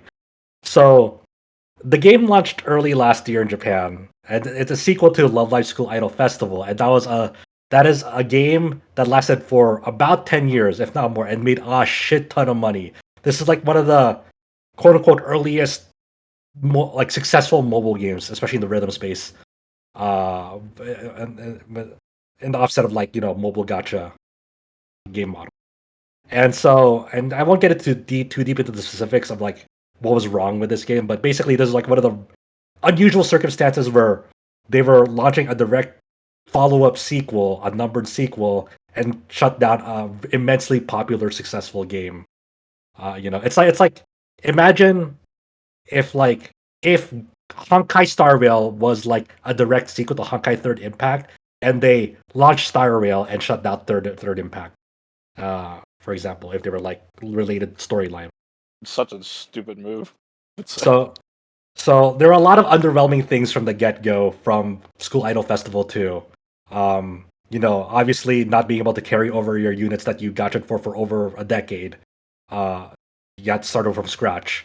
The game presentation was identical to the first one, so like there's not really like graphical or technological improvements to it, like from what a player can see. And this is like oddly weird because the another Love Live game prior to it called All Stars Carnival or whatever, I forgot what it's called. It was more of an RPG slant, but the neat thing about it was there's like 3D renders of like dance choreography, and like you can actually see like videos of like your characters dancing. So like you saw 3D models of them, and like it was like a big step up presentation wise. So people thought with like School Idol Festival 2, they're like, oh, they're gonna incorporate like a 3D element to it. It's like, no, there's all still static images of your characters identical to the first game, and like so it looked very underwhelming, and looked like why the fuck did you like even release a sequel then to this and like wipe away all the characters I rolled for over the years. So and that's like the very top level like problems with this game. There's other elements of this game that like I won't get into. That was like very underwhelming.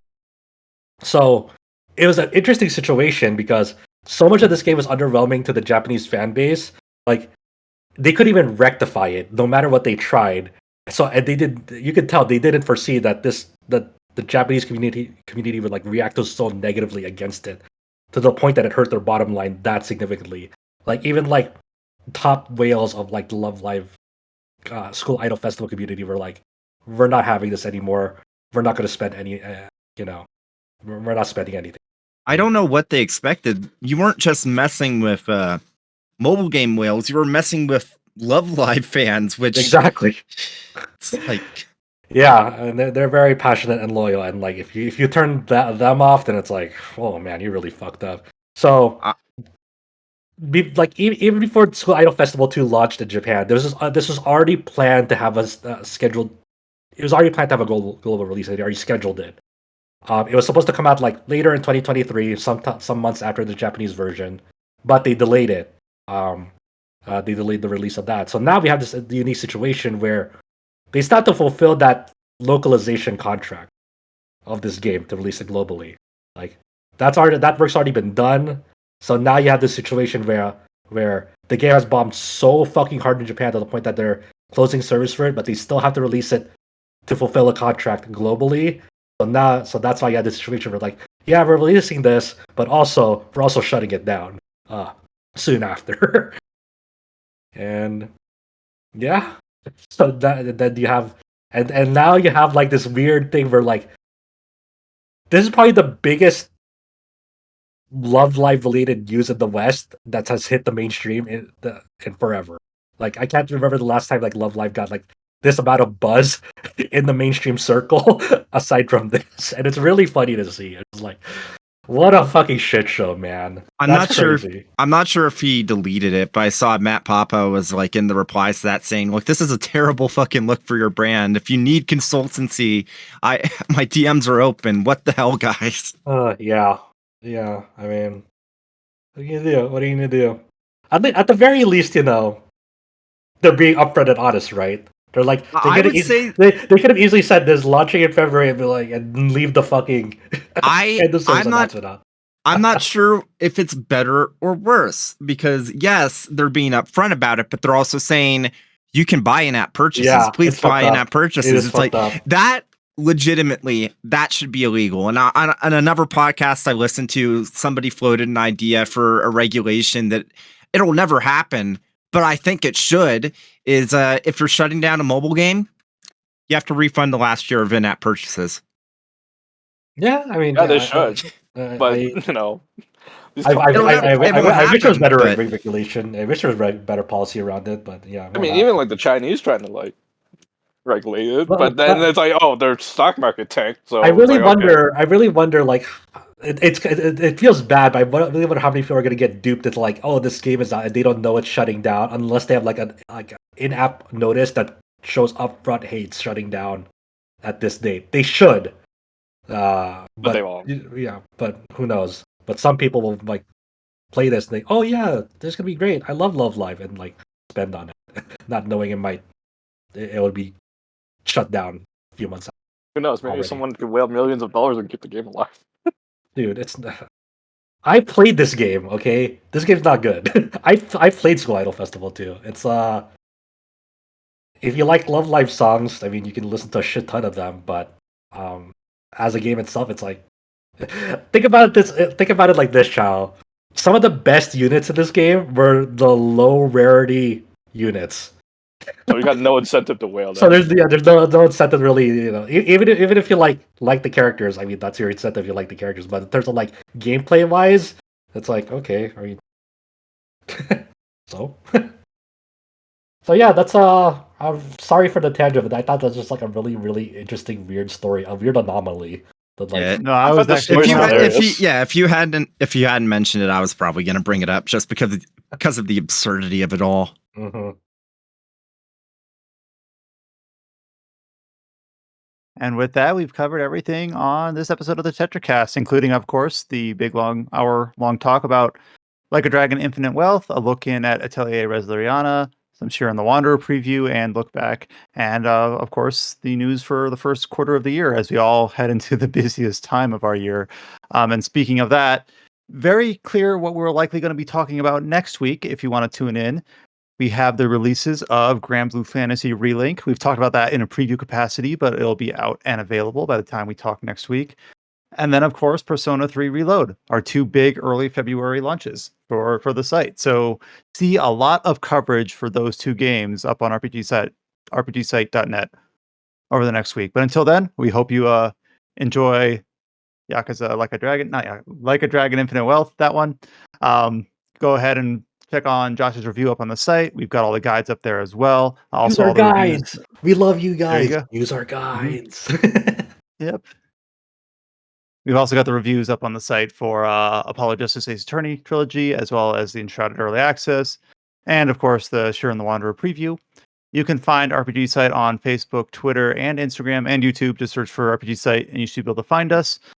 Join our Discord.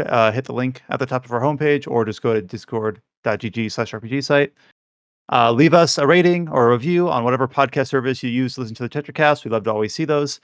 And we'll be back next week with another episode of the Tetracast. Until you hear from us then, stay safe, take care. We'll talk to y'all later.